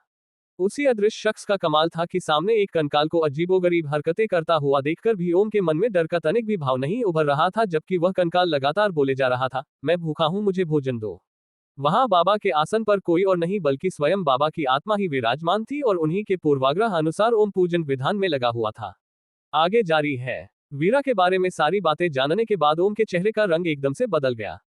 वह थोड़ी देर चुपचाप सोचता रहा और फिर धीरे से बोला, और कोई दूसरा उपाय है क्या? दोनों सेवक एक स्वर में बोले, नहीं, और कोई दूसरा उपाय नहीं है। अब आगे। काफी देर तक सोच विचार के बाद ओम बोला, एक उपाय और है। दोनों सेवक ओम की तरफ बड़े आश्चर्य से देखने लगे। खुद की तरफ उन दोनों को देखते हुए देख ओम बोला, क्यों ना हम बाबा जी के आसान पर उनकी तस्वीर को रखकर यज्ञ आरंभ करें और फिर विधि विधान से पूजन करें। अगर एकलव्य अपने गुरु की मूर्ति बनाकर ज्ञान हासिल कर सकता है तो मुझे तो महज एक यज्ञ करना है। पहला सेवक ओम की बातें सुनकर बहुत खुश हुआ, मगर दूसरे सेवक के चेहरे का भाव बता रहा था कि उसे ओम की बातें पसंद नहीं आई। ऐसा क्यों था, इसका अंदाजा फिलहाल लगाना मुश्किल था। ओम की बातें नापसंद होने के बावजूद भी दूसरा सेवक उसका विरोध नहीं कर सका। अपनी बात को आगे बढ़ाते हुए ओम बोला, हम ये यज्ञ बाबा जी की कुटिया में ही करेंगे। आप लोग पूजा पाठ के लिए जरूरी सामान इकट्ठा करने में मेरा सहयोग करें। इतना कहकर ओम बाबा की कुटिया की तरफ चल पड़ा। उसके कदम न जाने क्यों उस ओर चलते आज डगमगा रहे थे। शायद इसका कारण वह सच था जिसके बारे में ओम के सिवा वहां किसी और को मालूम नहीं था। कुटिया के द्वार पर पहुंचकर ओम ने बाबा को मन से प्रणाम किया और उनसे अंदर प्रवेश करने की आज्ञा मांगा। उसके ऐसा करते ही हवा का एक तेज झोंका आया और कुटिया का दरवाजा अपने आप खुल गया। अंदर प्रवेश करते ही ओम की नजरों के सामने जो दृश्य दिखाई दिया, उसे देखते ही ओम के होश उड़ गए। जैसा कि बाबा ने सपने में ओम को बताया था, कुटिया के अंदर ठीक वैसा ही दृश्य नजर आ रहा था। ओम ने बाबा के आसन को उसकी जगह से हटाकर देखा तो पाया कि वहां की मिट्टी थोड़ी खोखली सी है। ओम को समझते देर ना लगी कि बाबा को उस आत्मा ने इसी जगह दफन किया है। जैसा कि बाबा ने ओम को बताया था, ओम ने उस जगह की थोड़ी सी मिट्टी अपने हाथ में लिया और यज्ञ कुंड के पास ले जाकर रख दिया। उसके बाद उसने बाबा जी के आसन को उचित जगह पर रखा और फिर उस आसन पर बाबा की तस्वीर रखना चाहा, मगर वह ऐसा करने में सफल नहीं हो सका। ओम को अचानक ही जैसे कुछ याद आया और वह भागकर अपनी कुटिया में पहुंचा और फिर एक बड़ी सी पोटली में कुछ सामान लेकर वापस बाबा की कुटिया में लौट आया। ये वही पोटली थी जिसे बाबा ने पहले ही दिन ओम को दिया था, ये कहते हुए कि तुम्हारे संधान के अंत में तुम्हें इसकी जरूरत पड़ेगी। ओम ने उस समय उस पोटली को वैसे ही रख दिया था, मगर आज उस पोटली के खुलने का वक्त आ चुका था। ओम ने जैसे ही उस पोटली को खोला, उसकी आंखें एकदम से चौंधिया गईं। उस पोटली में ऐसा लगा कि कई लाशें बांध कर रखी गई हो। उस पोटली का बस कंकाल ही कंकाल नजर आ रहे थे। बिल्ली का, नेवले का, चमगादड़ का, कौवे का और मानव का। इसके अलावा उस पोटली के अंदर के और छोटी सी पोटली थी जिसको खोलते ही एक अजीब सी खुशबू पूरी कुटिया में समा गई। ओम ने उस पोटली को खोलकर जैसे ही यज्ञ कुंड के सामने रखा, उसे यज्ञ कुंड के आसपास कुछ हलचल सी महसूस होने लगी। देखते ही देखते वहां का पूरा नजारा ही एकदम से बदल गया। अभी तक पोटली में जितने भी जानवर कंकाल रूप में नजर आ रहे थे, सब के सब एकदम से जीवित हो उठे। उनका ये हाल होते देख ओम के होश उड़ गए। उसे ये सब रहस्यों कुछ समझ नहीं आ रहा था। वह कुछ समझ पाता इससे पहले ही उस पोटली में रखा मानव कंकाल एकदम से उठकर ओम के सामने खड़ा हो गया और बोलने लगा, भोजन दो, मुझे भोजन दो। काफी देर तक सोच विचार के बाद ओम बोला, एक उपाय और है। दोनों सेवक ओम की तरफ बड़े आश्चर्य से देखने लगे। खुद की तरफ उन दोनों को देखते हुए देख ओम बोला, क्यों ना हम बाबा जी के आसान पर उनकी तस्वीर को रखकर यज्ञ आरंभ करें और फिर विधि विधान से पूजन करें। अगर एकलव्य अपने गुरु की मूर्ति बनाकर ज्ञान हासिल कर सकता है तो मुझे तो महज एक यज्ञ करना है। पहला सेवक ओम की बातें सुनकर बहुत खुश हुआ, मगर दूसरे सेवक के चेहरे का भाव बता रहा था कि उसे ओम की बातें पसंद नहीं आई। ऐसा क्यों था, इसका अंदाजा फिलहाल लगाना मुश्किल था। ओम की बातें नापसंद होने के बावजूद भी दूसरा सेवक उसका विरोध नहीं कर सका। अपनी बात को आगे बढ़ाते हुए ओम बोला, हम ये यज्ञ बाबा जी की कुटिया में ही करेंगे। आप लोग पूजा पाठ के लिए जरूरी सामान इकट्ठा करने में मेरा सहयोग करें। इतना कहकर ओम बाबा की कुटिया की तरफ चल पड़ा। उसके कदम न जाने क्यों उस ओर चलते आज डगमगा रहे थे। शायद इसका कारण वह सच था जिसके बारे में ओम के सिवा वहां किसी और को मालूम नहीं था। कुटिया के द्वार पर पहुंचकर ओम ने बाबा को मन से प्रणाम किया और उनसे अंदर प्रवेश करने की आज्ञा मांगा। उसके ऐसा करते ही हवा का एक तेज झोंका आया और कुटिया का दरवाजा अपने आप खुल गया। अंदर प्रवेश करते ही ओम की नजरों के सामने जो दृश्य दिखाई दिया, उसे देखते ही ओम के होश उड़ गए। जैसा कि बाबा ने सपने में ओम को बताया था, कुटिया के अंदर ठीक वैसा ही दृश्य नजर आ रहा था। ओम ने बाबा के आसन को उसकी जगह से हटाकर देखा तो पाया कि वहां की मिट्टी थोड़ी खोखली सी है। ओम को समझते देर ना लगी कि बाबा को उस आत्मा ने इसी जगह दफन किया है। जैसा कि बाबा ने ओम को बताया था, ओम ने उस जगह की थोड़ी सी मिट्टी अपने हाथ में लिया और यज्ञ कुंड के पास ले जाकर रख दिया। उसके बाद उसने बाबा जी के आसन को उचित जगह पर रखा और फिर उस आसन पर बाबा की तस्वीर रखना चाहा, मगर वह ऐसा करने में सफल नहीं हो सका। ओम को अचानक ही जैसे कुछ याद आया और वह भागकर अपनी कुटिया में पहुंचा और फिर एक बड़ी सी पोटली में कुछ सामान लेकर वापस बाबा की कुटिया में लौट आया। ये वही पोटली थी जिसे बाबा ने पहले ही दिन ओम को दिया था, ये कहते हुए कि तुम्हारे संधान के अंत में तुम्हें इसकी जरूरत पड़ेगी। ओम ने उस समय उस पोटली को वैसे ही रख दिया था, मगर आज उस पोटली के खुलने का वक्त आ चुका था। ओम ने जैसे ही उस पोटली को खोला, उसकी आंखें एकदम से चौंधिया गईं। उस पोटली में ऐसा लगा कि कई लाशें बांध कर रखी गई हो। उस पोटली का बस कंकाल ही कंकाल नजर आ रहे थे। बिल्ली का, नेवले का, चमगादड़ का, कौवे का और मानव का। इसके अलावा उस पोटली के अंदर के और छोटी सी पोटली थी जिसको खोलते ही एक अजीब सी खुशबू पूरी कुटिया में समा गई। ओम ने उस पोटली को खोलकर जैसे ही यज्ञ कुंड के सामने रखा, उसे यज्ञ कुंड के आसपास कुछ हलचल सी महसूस होने लगी। देखते ही देखते वहां का पूरा नजारा ही एकदम से बदल गया। अभी तक पोटली में जितने भी जानवर कंकाल रूप में नजर आ रहे थे, सब के सब एकदम से जीवित हो उठे। उनका ये हाल होते देख ओम के होश उड़ गए। उसे ये सब रहस्यों कुछ समझ नहीं आ रहा था। वह कुछ समझ पाता इससे पहले ही उस पोटली में रखा मानव कंकाल एकदम से उठकर ओम के सामने खड़ा हो गया और बोलने लगा, भोजन दो, मुझे भोजन दो। ये सब चल ही रहा था कि उसी समय एक सेवक पूजा की बाकी सामग्री लेकर आ गया, मगर वह कुटिया के अंदर प्रवेश नहीं कर सका। ऐसा उसके पूर्व डर के कारण था या फिर किसी और कारण से, ये तो वह सेवक ही बता सकता था। पूजा की सामग्री वह कुटिया के दरवाजे के पास रखकर अपने दूसरे साथी के पास लौट गया, मगर उसका साथी अपनी जगह पर नहीं मिला। कहीं वह कुटिया में ही तो नहीं, ये सोचकर वह सेवक दोबारा बाबा की कुटिया की तरफ लौट पड़ा। उसके कुटिया में लौटने से पहले ही ओम ने उसके द्वारा लाए सामान को उठा लिया था और यज्ञ कुंड के इर्द गिर्द जरूरत के हिसाब से लगाने लगा था। ओम ने आज से पहले ऐसा कुछ नहीं किया था, मगर फिर भी वह सारे सामान एकदम सही जगह पर रखता जा रहा था। ओम को ऐसा करता देख उस सेवक को बड़ा आश्चर्य हो रहा था। जिज्ञासावश वो खुद को बाहर नहीं रोक पाया और वह बाबा की कुटिया में प्रवेश कर गया। ओम के क्रियाकलाप को देखकर उस सेवक को ऐसा लग रहा था जैसे बाबा स्वयं अपने हाथों से सारा सामान सजा रहे हों। उसी समय उस सेवक की नजर एक ऐसे दृश्य पर पड़ी कि वह एकदम से बेहोश हो गया। ओम जैसे ही अपनी जगह से उठकर बाबा के आसान पर एक चादर डालना चाहा, वह चादर हवा में ही अटकी रह गई। ऐसा लगा कि वहां कोई बैठा हो, मगर वहां पर कोई नजर नहीं आ रहा था। हालांकि उस जगह पर कोई बैठा अवश्य था, मगर उसे केवल ओम देख और सुन पा रहा था, और उन्हीं के निर्देशानुसार ओम सारे सामान को यथास्थान पर सजाए जा रहा था। उसी अदृश्य शख्स का कमाल था कि सामने एक कंकाल को अजीबोगरीब हरकतें करता हुआ देखकर भी ओम के मन में डर का तनिक भी भाव नहीं उभर रहा था, जबकि वह कंकाल लगातार बोले जा रहा था, मैं भूखा हूं, मुझे भोजन दो। वहां बाबा के आसन पर कोई और नहीं बल्कि स्वयं बाबा की आत्मा ही विराजमान थी, और उन्हीं के पूर्वाग्रह अनुसार ओम पूजन विधान में लगा हुआ था। आगे जारी है। ये सब चल ही रहा था कि उसी समय एक सेवक पूजा की बाकी सामग्री लेकर आ गया, मगर वह कुटिया के अंदर प्रवेश नहीं कर सका। ऐसा उसके पूर्व डर के कारण था या फिर किसी और कारण से, ये तो वह सेवक ही बता सकता था।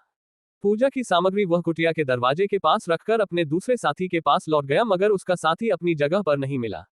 कहीं वह कुटिया में ही तो नहीं, ये सोचकर वह सेवक दोबारा बाबा की कुटिया की तरफ लौट पड़ा। उसके कुटिया में लौटने से पहले ही ओम ने उसके द्वारा लाए सामान को उठा लिया था और यज्ञ कुंड के इर्द गिर्द जरूरत के हिसाब से लगाने लगा था। ओम ने आज से पहले ऐसा कुछ नहीं किया था, मगर फिर भी वह सारे सामान एकदम सही जगह पर रखता जा रहा था। ओम को ऐसा करता देख उस सेवक को बड़ा आश्चर्य हो रहा था। जिज्ञासावश वो खुद को बाहर नहीं रोक पाया और वह बाबा की कुटिया में प्रवेश कर गया। ओम के क्रियाकलाप को देखकर उस सेवक को ऐसा लग रहा था जैसे बाबा स्वयं अपने हाथों से सारा सामान सजा रहे हों। उसी समय उस सेवक की नजर एक ऐसे दृश्य पर पड़ी कि वह एकदम से बेहोश हो गया। ओम जैसे ही अपनी जगह से उठकर बाबा के आसान पर एक चादर डालना चाहा, वह चादर हवा में ही अटकी रह गई। ऐसा लगा कि वहां कोई बैठा हो, मगर वहां पर कोई नजर नहीं आ रहा था। हालांकि उस जगह पर कोई बैठा अवश्य था, मगर उसे केवल ओम देख और सुन पा रहा था, और उन्हीं के निर्देशानुसार ओम सारे सामान को यथास्थान पर सजाए जा रहा था। उसी अदृश्य शख्स का कमाल था कि सामने एक कंकाल को अजीबोगरीब हरकतें करता हुआ देखकर भी ओम के मन में डर का तनिक भी भाव नहीं उभर रहा था, जबकि वह कंकाल लगातार बोले जा रहा था, मैं भूखा हूं, मुझे भोजन दो। वहां बाबा के आसन पर कोई और नहीं बल्कि स्वयं बाबा की आत्मा ही विराजमान थी, और उन्हीं के पूर्वाग्रह अनुसार ओम पूजन विधान में लगा हुआ था। वहां बाबा के आसन पर कोई और नहीं बल्कि स्वयं बाबा की आत्मा ही विराजमान थी, और उन्हीं के पूर्वाग्रह अनुसार ओम पूजन विधान में लगा हुआ था। CH34 वीरा का डेरा। वहां बाबा के आसन पर कोई और नहीं बल्कि स्वयं बाबा की आत्मा ही विराजमान थी, और उन्हीं के पूर्वाग्रह अनुसार ओम पूजन विधान में लगा हुआ था। अब आगे। सारा सामान यथेष्ट स्थान पर रखने के बाद ओम ने पूजा आरंभ कर दिया। पूजा के एक एक स्टेज के बाद ओम एक एक कर एक एक जानवर को हवन कुंड में डालना शुरू कर दिया, जैसा कि उसे बाबा निर्देश दे रहे थे। सबसे पहले चमगादड़ का नंबर आया, फिर कौवे का, फिर बिल्ली का, और सबसे आखिर में उस मानव कंकाल का। जानवरों की बलि देने के बाद मानव की बलि देने से पूर्व उस कंकाल का भूख मिटाना बहुत जरूरी था, अन्यथा वह ओम के लिए ही हानिकारक हो सकता था। इसलिए बाबा ने ओम को रक्तपान कराने का निर्देश दिया। बाबा का निर्देश पाते ही ओम ने अपने बाएं हाथ की एक अंगुली चाकू से चीर दिया।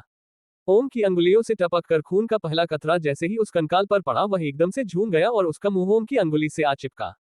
ओम दर्द से कराह उठा। देखते ही देखते वह कंकाल ओम के मूर्त रूप में परिवर्तित होने लगा, और कुछ ही देर बाद वह एकदम से ओम के रूप में ढल गया। उस कंकाल के मूर्त रूप आते ही बाबा ने ओम से उसकी बलि देने को कहा, मगर ओम के लिए यह आसान न था। अभी तक तो जानवरों की बलि देनी थी, इसलिए ओम को ज्यादा समस्या न हुई थी, मगर अब बलि चढ़ाने की बारी एक मानव की थी, जो कि मूर्त रूप में बिल्कुल ओम जैसा था।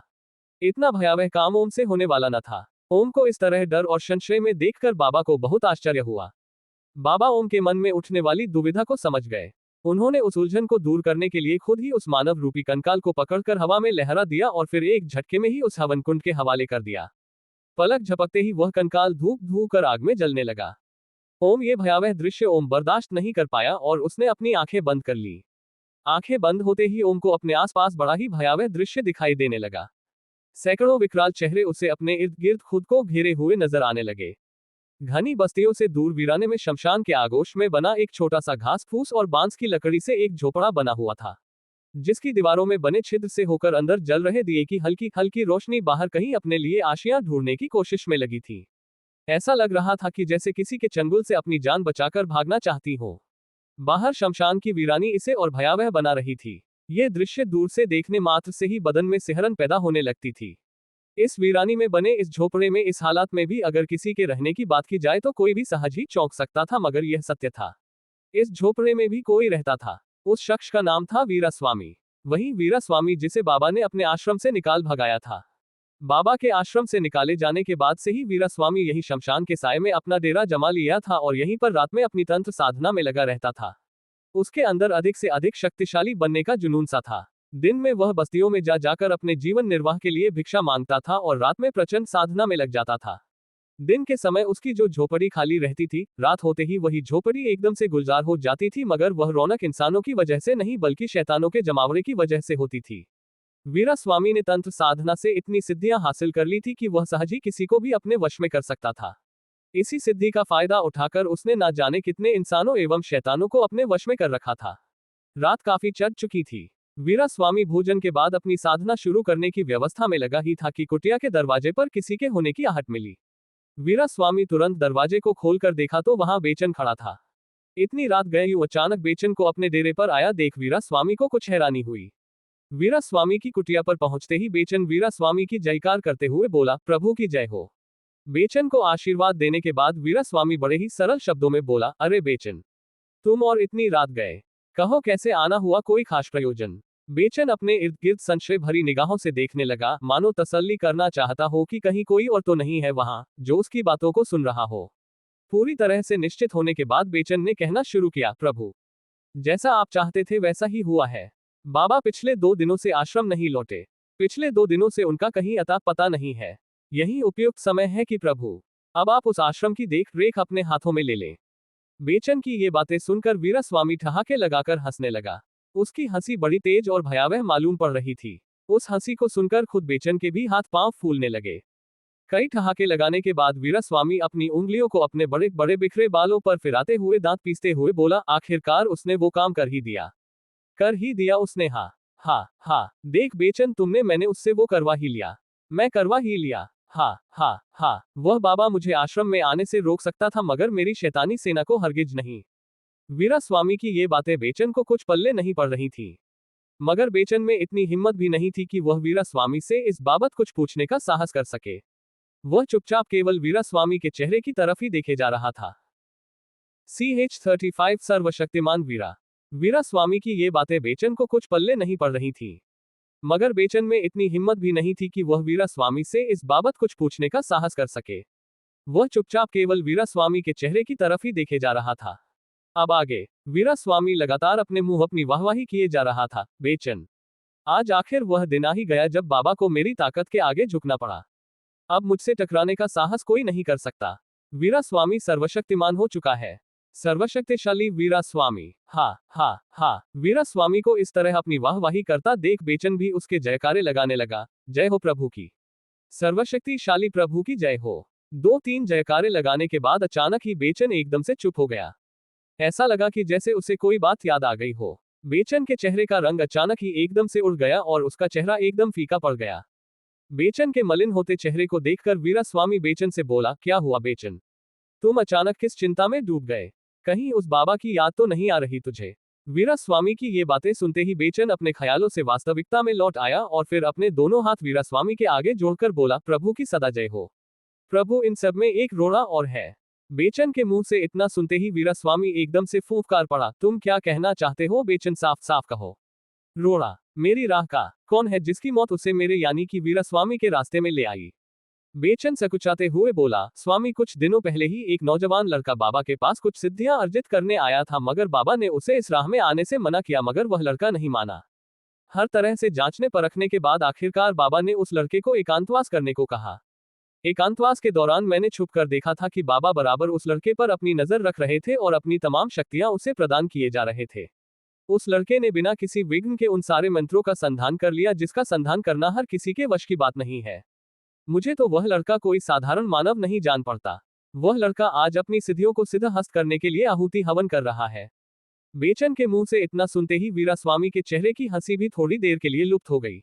वह थोड़े चिंतित स्वर में बोला, मगर बेचन, उस आहुति यज्ञ का आचार्य कौन है? कौन करवा रहा है वह यज्ञ उस लड़के से?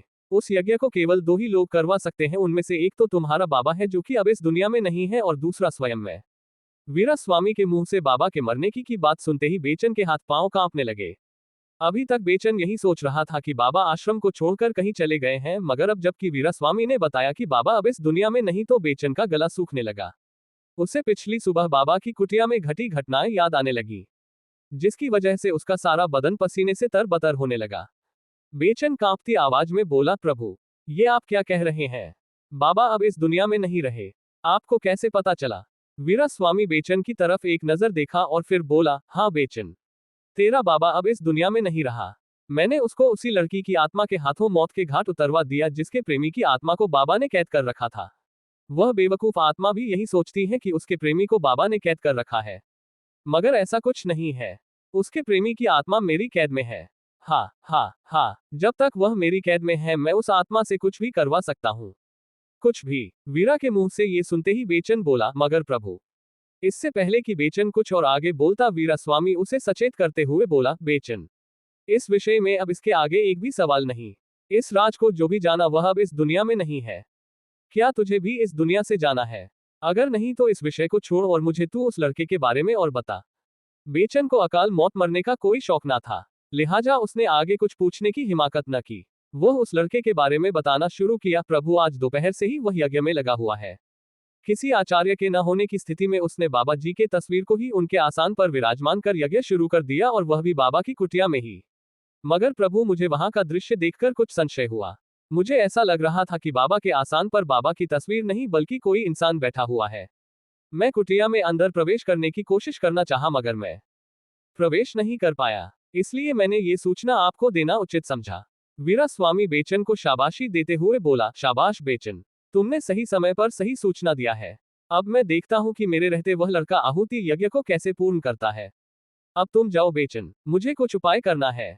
उद्धरण चिन्ह। वीरास्वामी की आज्ञा मिलते ही बेचन वहां से वापस लौट पड़ा। बेचन को वीरास्वामी के कुटिया से लौटे अभी थोड़ी ही देर हुआ था कि एक शख्स वहां आया और वीरास्वामी की जयकारा लगाने लगा। वीरास्वामी की जय हो, प्रभु की जय हो। ओम ये भयावह दृश्य ओम बर्दाश्त नहीं कर पाया और उसने अपनी आंखें बंद कर ली। आंखें बंद होते ही ओम को अपने आसपास बड़ा ही भयावह दृश्य दिखाई देने लगा। सैकड़ों विकराल चेहरे उसे अपने इर्द गिर्द खुद को घेरे हुए नजर आने लगे।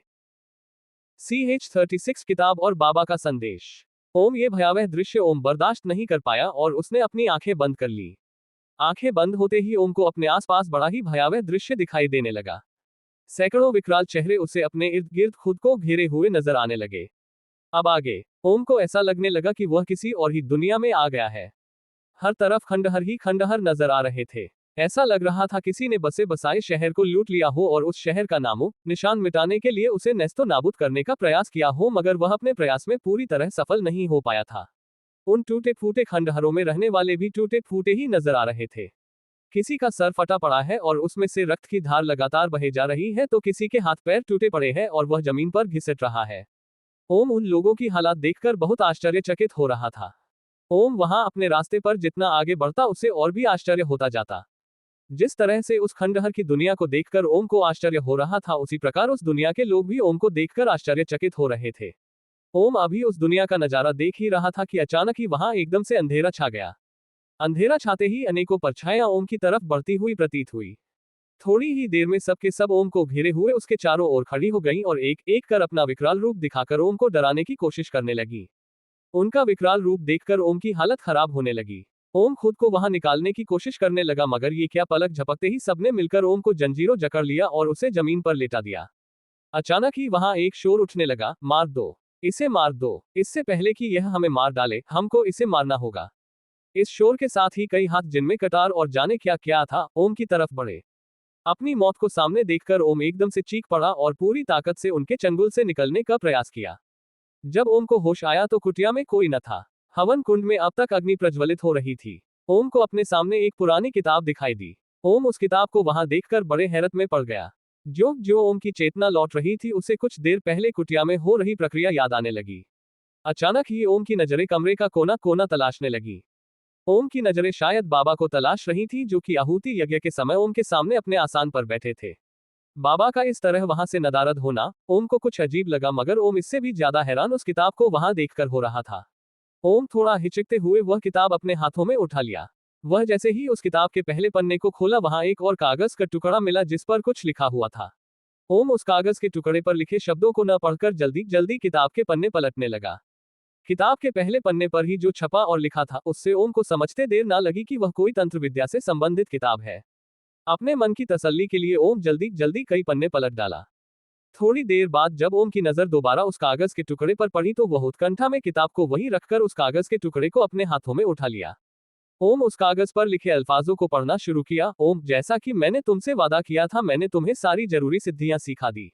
अब तुम यहाँ से अपने घर लौट जाओ, वह भी अभी और इसी वक्त, क्योंकि यहाँ अब तुम्हारे जान को खतरा है।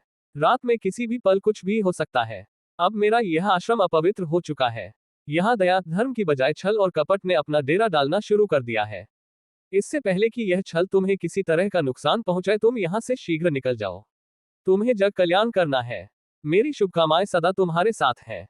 जब कभी भी तुम्हें मेरी जरूरत महसूस होगी, मैं तुम्हें तुम्हारे आसपास मिलूंगा। कागज पर लिखे अल्फाजों ने अचानक ही ओम की चिंता बढ़ा दी। वह सोचने लगा कि यहाँ मेरी तो किसी से कोई बैर ही नहीं है, तो फिर कोई क्यों मुझे नुकसान पहुंचाना चाहेगा। मगर फिर भी ओम बाबा जी की आज्ञा का उल्लंघन करने की हिमाकत नहीं कर सकता था। लिहाजा वह उस किताब को हाथों में लिए तुरंत अपनी कुटिया में लौट आया। बाबा की कुटिया से लौटते समय उसे आश्रम में कोई सेवक नहीं दिखाई दिया।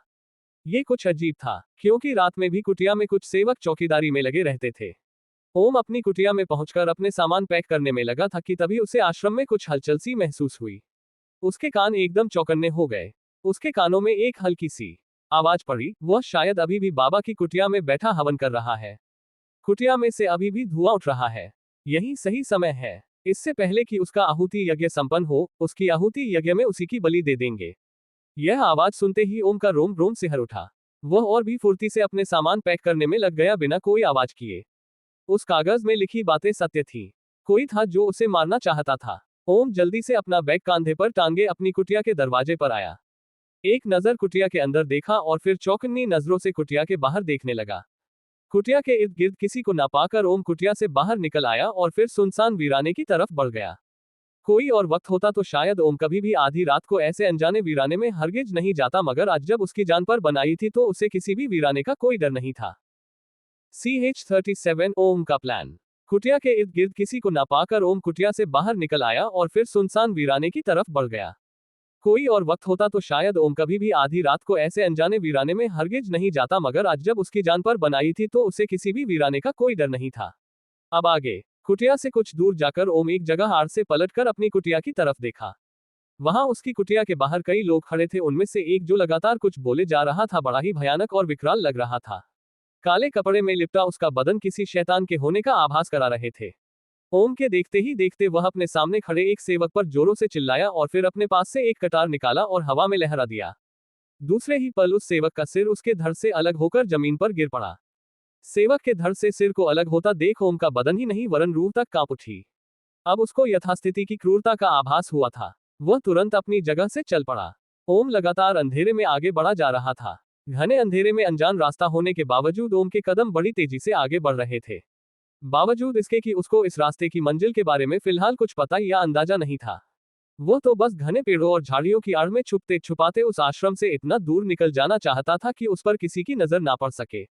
लगभग घंटे भर घने पेड़ और झाड़ियों से होता हुआ ओम एक कच्चे रास्ते पर आ पहुंचा। उसने रास्ते के बीच में खड़े होकर दोनों तरफ देखा, मानो अंदाजा लगा रहा हो कि उसे किस ओर चलना चाहिए। अंधेरा होने की वजह से वह किसी निष्कर्ष पर निकलने में सक्षम नहीं हो पा रहा था। लिहाजा वह उस रास्ते को से हटकर एक पेड़ की ओट लेकर वहीं बैठ गया। उसे जोरों की प्यास लग रही थी, साथ ही कुछ थकन का भी अनुभव हो रहा था। अभी तक ओम अपनी जान बचाने के लिए भाग रहा, इसलिए न तो उसे भूख प्यास की परवाह रही थी और न ही इस अंधेरे की। अब जबकि वह शांतचित होकर बैठा था तब उसे प्यास के साथ साथ अंधेरे की भयानकता का डर भी सताने लगा था। प्यास बुझाने के लिए वह अपने बैग में रखे पानी के बोतल को निकालकर मुंह से लगाया और गट-गट करके पानी पीने लगा। उसी समय वहां पत्तों के खड़खड़ाने की आवाज आई। ओम एकदम से चौंक गया। किसी खतरे की आशंका से वह एकदम से चौकन्ना हो बैठा।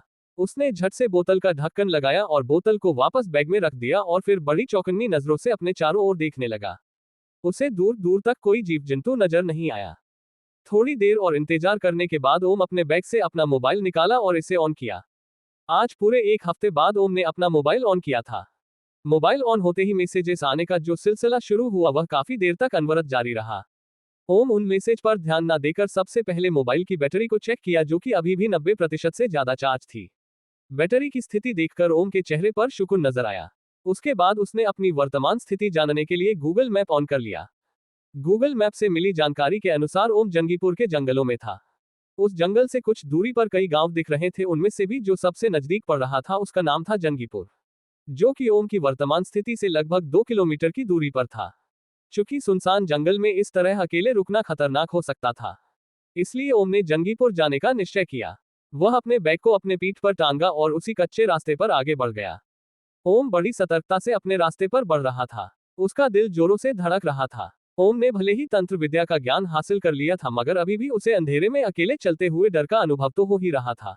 ओम डरते सहमते लगभग आधा किलोमीटर आगे निकल आया था। इस आधे किलोमीटर की दूरी को इस अंधेरी रात में काटना कितना मुश्किल हुआ था, ये केवल ओम ही जानता था। ओम ने मोबाइल निकालकर समय चेक किया, अभी रात के लगभग 2 बज रहे थे। ओम मन ही मन हनुमान चालीसा का पाठ करता हुआ डरते सहमते आगे बढ़ा जा रहा था कि तभी किसी के रोने की आवाज उसके कानों में पड़ी। सहसा ही उसके कदम एकदम से थम गए। पहले तो ओम को इस बात पर विश्वास न हुआ। अपनी तसल्ली के लिए वह एक जगह रुककर अपने कान खड़े कर लिए। उसका शक सही निकला। वहां किसी महिला के रोने की आवाज आ रही थी। इतनी रात गए इस तरह इस वीराने में किसी महिला का रोना तो दूर होना ही चौंकाने वाला था। ओम के मन में कई ख्याल एक साथ उभरे। वह सोचने लगा कि क्या करे। चलकर वास्तविकता चेक करे कि आखिर कौन इतनी रात बैठे हो रहा है, या फिर चुपचाप अपने रास्ते पर आगे बढ़ जाए। सच पूछो तो ओम को डर भी लग रहा था। थोड़ी देर सोचने के बाद ओम अपने राह पर आगे बढ़ गया। कुछ दूर और आगे बढ़ने पर ओम को वह क्रंदन और भी तेज सुनाई देने लगा। उस क्रंदन में इतना दर्द था कि उसके कान में पड़ते ही सहज ही आंख और दिल दोनों भर आ रहा था। ओम भी उस दर्द से अछूता नहीं रह पाया, लिहाजा उसके कदम उसी ओर बढ़ चले जिस ओर से रोने की आवाज आ रही थी। थोड़ी और आगे बढ़ने पर ओम को ऐसा लगा जैसे एक पेड़ के नीचे कोई बैठा है। इस तरह से सुनसान जगह पर इस तरह से किसी का होना किसी को भी चौंका सकता है। ओम दूर से ही खड़ा उस परछाई को देखने लगा। चूंकि रोने की आवाज से ये तो निश्चित हो चुका था कि रोने वाली कोई औरत थी, मगर अब सवाल ये उठ रहा था कि कोई औरत इस वीराने में कर क्या रही थी। वह अकेली थी या कोई और भी वहां मौजूद था। कहीं किसी औरत के साथ कोई दुर्घटना तो नहीं हुई थी। आगे जारी है। सेवक के धड़ से सिर को अलग होता देख ओम का बदन ही नहीं वरन रूह तक कांप उठी। अब उसको यथास्थिति की क्रूरता का आभास हुआ था। वह तुरंत अपनी जगह से चल पड़ा। ओम लगातार अंधेरे में आगे बढ़ा जा रहा था। घने अंधेरे में अनजान रास्ता होने के बावजूद ओम के कदम बड़ी तेजी से आगे बढ़ रहे थे। बावजूद इसके कि उसको इस रास्ते की मंजिल के बारे में फिलहाल कुछ पता या अंदाजा नहीं था। वो तो बस घने पेड़ों और झाड़ियों की आड़ में छुपते छुपाते उस आश्रम से इतना दूर निकल जाना चाहता था कि उस पर किसी की नजर ना पड़ सके। लगभग घंटे भर घने पेड़ और झाड़ियों से होता हुआ ओम एक कच्चे रास्ते पर आ पहुंचा। उसने रास्ते के बीच में खड़े होकर दोनों तरफ देखा, मानो अंदाजा लगा रहा हो कि उसे किस ओर चलना चाहिए। अंधेरा होने की वजह से वह किसी निष्कर्ष पर निकलने में सक्षम नहीं हो पा रहा था, लिहाजा वह उस रास्ते को से हटकर एक पेड़ की ओट लेकर वहीं बैठ गया। उसे जोरों की प्यास लग रही थी, साथ ही कुछ थकन का भी अनुभव हो रहा था। अभी तक ओम अपनी जान बचाने के लिए भाग रहा, इसलिए न तो उसे भूख प्यास की परवाह रही थी और न ही इस अंधेरे की। अब जबकि वह शांतचित होकर बैठा था, तब उसे प्यास के साथ साथ अंधेरे की भयानकता का डर भी सताने लगा था। प्यास बुझाने के लिए वह अपने बैग में रखे पानी के बोतल को निकालकर मुंह से लगाया और गटगट करके पानी पीने लगा। उसी समय वहां पत्तों के खड़खड़ाने की आवाज आई। ओम एकदम से चौंक गया। किसी खतरे की आशंका से वह एकदम से चौकन्ना हो बैठा। उसने झट से बोतल का ढक्कन लगाया और बोतल को वापस बैग में रख दिया और फिर बड़ी चौकन्नी नजरों से अपने चारों ओर देखने लगा। उसे दूर दूर तक कोई जीव जंतु नजर नहीं आया। थोड़ी देर और इंतजार करने के बाद ओम अपने बैग से अपना मोबाइल निकाला और इसे ऑन किया। आज पूरे 1 हफ्ते बाद ओम ने अपना मोबाइल ऑन किया था। मोबाइल ऑन होते ही मैसेजेस आने का जो सिलसिला शुरू हुआ वह काफी देर तक अनवरत जारी रहा। ओम उन मैसेज पर ध्यान न देकर सबसे पहले मोबाइल की बैटरी को चेक किया, जो कि अभी भी 90% से ज्यादा चार्ज थी। बैटरी की स्थिति देखकर ओम के चेहरे पर सुकून नजर आया। उसके बाद उसने अपनी वर्तमान स्थिति जानने के लिए गूगल मैप ऑन कर लिया। गूगल मैप से मिली जानकारी के अनुसार ओम जंगीपुर के जंगलों में था। उस जंगल से कुछ दूरी पर कई गांव दिख रहे थे, उनमें से भी जो सबसे नजदीक पड़ रहा था उसका नाम था जंगीपुर, जो कि ओम की वर्तमान स्थिति से लगभग 2 किलोमीटर की दूरी पर था। चूंकि सुनसान जंगल में इस तरह अकेले रुकना खतरनाक हो सकता था, इसलिए ओम ने जंगीपुर जाने का निश्चय किया। वह अपने बैग को अपने पीठ पर टांगा और उसी कच्चे रास्ते पर आगे बढ़ गया। ओम बड़ी सतर्कता से अपने रास्ते पर बढ़ रहा था। उसका दिल जोरों से धड़क रहा था। ओम ने भले ही तंत्र विद्या का ज्ञान हासिल कर लिया था, मगर अभी भी उसे अंधेरे में अकेले चलते हुए डर का अनुभव तो हो ही रहा था। ओम डरते सहमते लगभग आधा किलोमीटर आगे निकल आया था। इस आधे किलोमीटर की दूरी को इस अंधेरी रात में काटना कितना मुश्किल हुआ था, ये केवल ओम ही जानता था। ओम ने मोबाइल निकालकर समय चेक किया, अभी रात के लगभग 2 बज रहे थे। ओम मन ही मन हनुमान चालीसा का पाठ करता हुआ डरते सहमते आगे बढ़ा जा रहा था कि तभी किसी के रोने की आवाज उसके कानों में पड़ी। सहसा ही उसके कदम एकदम से थम गए। पहले तो ओम को इस बात पर विश्वास न हुआ। अपनी तसल्ली के लिए वह एक जगह रुककर अपने कान खड़े कर लिए। उसका शक सही निकला। वहां किसी महिला के रोने की आवाज आ रही थी। इतनी रात गए इस तरह इस वीराने में किसी महिला का रोना तो दूर होना ही चौंकाने वाला था। ओम के मन में कई ख्याल एक साथ उभरे। वह सोचने लगा कि क्या करे। चलकर वास्तविकता चेक करे कि आखिर कौन इतनी रात बैठे हो रहा है, या फिर चुपचाप अपने रास्ते पर आगे बढ़ जाए। सच पूछो तो ओम को डर भी लग रहा था। थोड़ी देर सोचने के बाद ओम अपने राह पर आगे बढ़ गया। कुछ दूर और आगे बढ़ने पर ओम को वह क्रंदन और भी तेज सुनाई देने लगा। उस क्रंदन में इतना दर्द था कि उसके कान में पड़ते ही सहज ही आंख और दिल दोनों भर आ रहा था। ओम भी उस दर्द से अछूता नहीं रह पाया, लिहाजा उसके कदम उसी ओर बढ़ चले जिस ओर से रोने की आवाज आ रही थी। थोड़ी और आगे बढ़ने पर ओम को ऐसा लगा जैसे एक पेड़ के नीचे कोई बैठा है। इस तरह से सुनसान जगह पर इस तरह से किसी का होना किसी को भी चौंका सकता है। ओम दूर से ही खड़ा उस परछाई को देखने लगा। चूंकि रोने की आवाज से ये तो निश्चित हो चुका था कि रोने वाली कोई औरत थी, मगर अब सवाल ये उठ रहा था कि कोई औरत इस वीराने में कर क्या रही थी। वह अकेली थी या कोई और भी वहां मौजूद था। कहीं किसी औरत के साथ कोई दुर्घटना तो नहीं हुई थी। CH38 हमशक्ल B. चूंकि रोने की आवाज से ये तो निश्चित हो चुका था कि रोने वाली कोई औरत थी, मगर अब सवाल ये उठ रहा था कि कोई औरत इस वीराने में कर क्या रही थी। वह अकेली थी या कोई और भी वहां मौजूद था। कहीं किसी औरत के साथ कोई दुर्घटना तो नहीं हुई थी। अब आगे इसी तरह के अनेकों सवाल ओम के जेहन में उभर रहे थे। ओम को डर भी लग रहा था कि कहीं किसी मुसीबत में न फंस जाए। दूसरी तरफ उसे यह आशंका भी खाई जा रही थी कि कहीं कोई औरत के साथ कुछ अवांछित घटना तो नहीं घट गई। इसी उठापटक में ओम के कदम कभी आगे तो कभी पीछे हो रहे थे। अंततः ओम ने अपनी परवाह किए बगैर ही वास्तविकता जानने का निश्चय किया और फिर उस औरत की तरफ और आगे बढ़ चला। किसी के कदमों की आहट पाकर अचानक ही उस औरत ने क्रंदन करना बंद कर दिया। इस तरह से अचानक रोना बंद देख ओम को थोड़ा आश्चर्य हुआ, मगर फिर यह सोचकर कहीं मेरी आहट पाकर डर तो नहीं गई। ओम और आगे बढ़ा। ओम का अंदाजा बिल्कुल सही निकला। ओम के आने की आहट पाकर वह औरत खुद में सिमटती चली जा रही थी और खुद को पेड़ की ओट में छुपाए जा रही थी। उस औरत के और नजदीक पहुंचकर ओम ने धीरे से कहा, आप कौन हो और यहाँ क्या कर रही हो?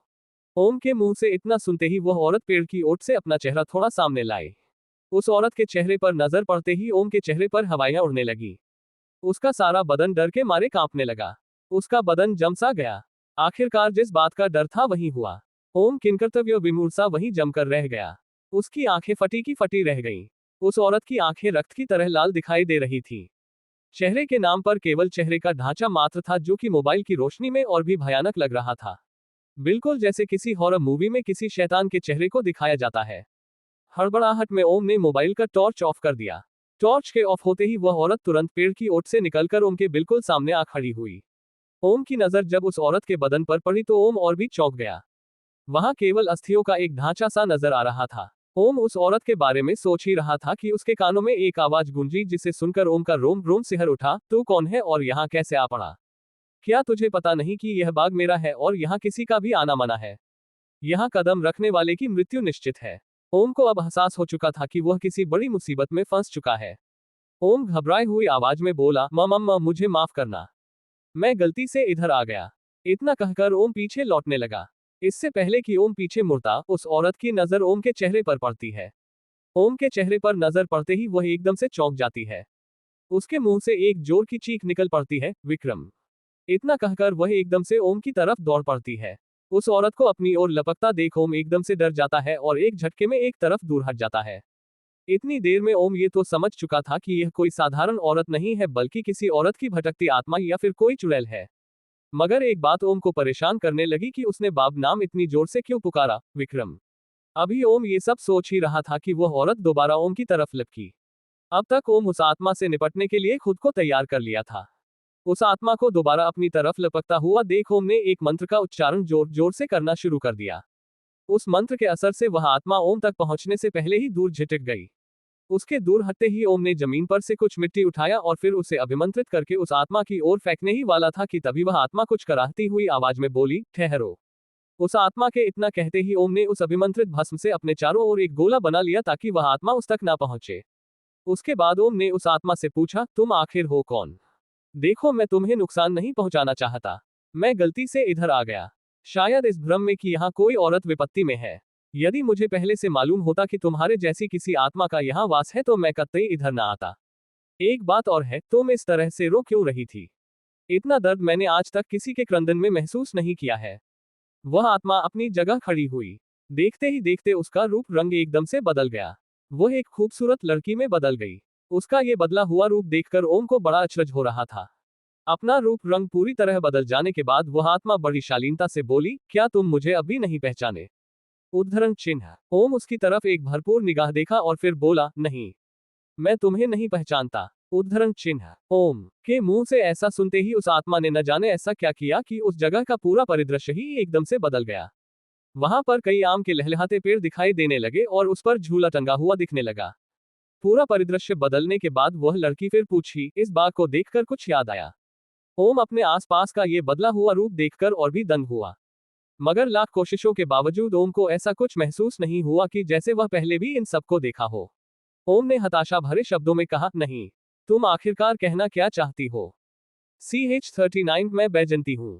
ओम अपने आसपास का ये बदला हुआ रूप देखकर और भी दंग हुआ। मगर लाख कोशिशों के बावजूद ओम को ऐसा कुछ महसूस नहीं हुआ कि जैसे वह पहले भी इन सबको देखा हो। ओम ने हताशा भरे शब्दों में कहा, नहीं, तुम आखिरकार कहना क्या चाहती हो? अब आगे। अब वह लड़की बहुत ज्यादा मायूस होने लगी, मगर फिर भी अपने मन को ढाढ़स देते हुए बोली, विक्रम, क्या तुम्हें सच में कुछ याद नहीं? क्या तुम इन आम के पेड़ों को भी नहीं पहचानते? ओम बोला, नहीं, और तुम मुझे बार बार विक्रम कहकर क्यों बुला रही हो? ये विक्रम है कौन? मेरा नाम ओम है, ओम। वह लड़की लगभग रोते हुए बोली, ऐसा कैसे हो सकता है? जब मैं आज तक कुछ भी नहीं भूल पाई तो तुम कैसी भूल सकते हो? ओम को अब उस लड़की की बातों से झल्लाहट होने लगी थी और इसी झल्लाहट में वह लगभग चीखते हुए बोला, आखिर तू है कौन? और मुझसे ये अनाप शनाप की बातें क्यों कर रही है? ओम को खुद पर गुस्सा होता देख उस लड़की द्वारा अब तक खुद के मन में जब्त किया हुआ क्रोध अचानक ही फूट पड़ा और वह एकदम से दहाड़ उठी। मैं कौन हूँ? कौन हूँ मैं बताऊं? मैं हूँ बैजंती। उद्धरण चिन्ह। बैजंती को क्रोध की आग में जलता देखा एक बार को ओम भी सहम उठा। ओम बैजंती को समझाते हुए बोला, अगर मैं एक बार को मान भी लूं कि तुम्हारी बातें सच है तो भी विश्वास करने के लिए कुछ तो हो। बैजंती यह सुनकर अपने क्रोध को अपने में ही दबाकर बोली, ठीक है, तुम्हें ऐसे विश्वास नहीं होगा। इसके लिए तुम्हें एक काम करना होगा। तुम्हें अपने यानी कि विक्रम के गांव में जाना होगा। मगर इससे पहले तुम्हें वे सारी बातें जाननी होंगी जहां से इस कहानी की शुरुआत हुई थी। इतना कहने के बाद बैजंती आप बीती सुनानी शुरू की। बैजंती लगातार बोले जा रही थी और ओम चुपचाप सुने जा रहा था। आप बीती सुनाते सुनाते कभी कभी बैजंती दर्द में तड़प उठती और उसकी आंखों से आंसू बहने लगते थे। ठीक वैसा ही कुछ हाल ओम का भी हो जाता। वह भी बैजंती की दर्द भरी दास्तां सुनकर बीच बीच में दर्द से कराह उठता था। उसके मुंह से अनायास ही निकल जाता, इतना दर्द, उफ, ये जमाने के दस्तूर। लगभग घंटे भर लगातार बोलने के बाद बैजंती अंत में चुप हुई। अपनी कहानी ओम को सुनाने के बाद बैजंती का मन बहुत हल्का महसूस करने लगा। आज उसने पहली बार किसी के सामने आप बीती सुनाई थी। इससे पहले न तो बैजंती ने किसी को ये कहानी सुनाई थी और न ही कोई सुनने वाला उसे मिला था। बैजंती की सारी कहानी जानने के बाद ओम ने बैजंती के गांव जाने का निश्चय किया। ओम को विदा करने से पहले बैजंती ने ओम से वादा लिया कि वह एक बार जरूर वापस लौटकर उसी जगह आएगा। ओम ने बिना किसी हिचकिचाहट के बैजंती से इस बात का वादा कर दिया। ओम के वादा करते ही बैजंती कहीं अदृश्य हो गई। बैजंती के वहां से अदृश्य होते ही ओम को रात की भयानकता का अंदाजा एक बार फिर होने लगा। तरह तरह के जीव जंतुओं की आवाज कानों में गूंजने लगी। अभी तक बैजंती के साथ होने से ओम को वहां के वातावरण की कोई परवाह न रही थी। हालांकि बैजंती स्वयं एक प्रेतात्मा थी मगर फिर भी ओम को ना जाने क्यों उससे कोई भय महसूस नहीं हुआ था। और एक बार पूरी कहानी जान लेने के बाद तो जो थोड़ा बहुत भय उभर भी रहा था वह भी जाता रहा। ओम बैजंती की बातों में इस कदर खो गया था कि उसे ये भी याद नहीं रहा था कि कोई उसके पीछे पड़ा है उसे मारने को। जैसे ही ओम को दोबारा इस बात का एहसास हुआ वह पूरी तरह से चौकन्ना हो गया।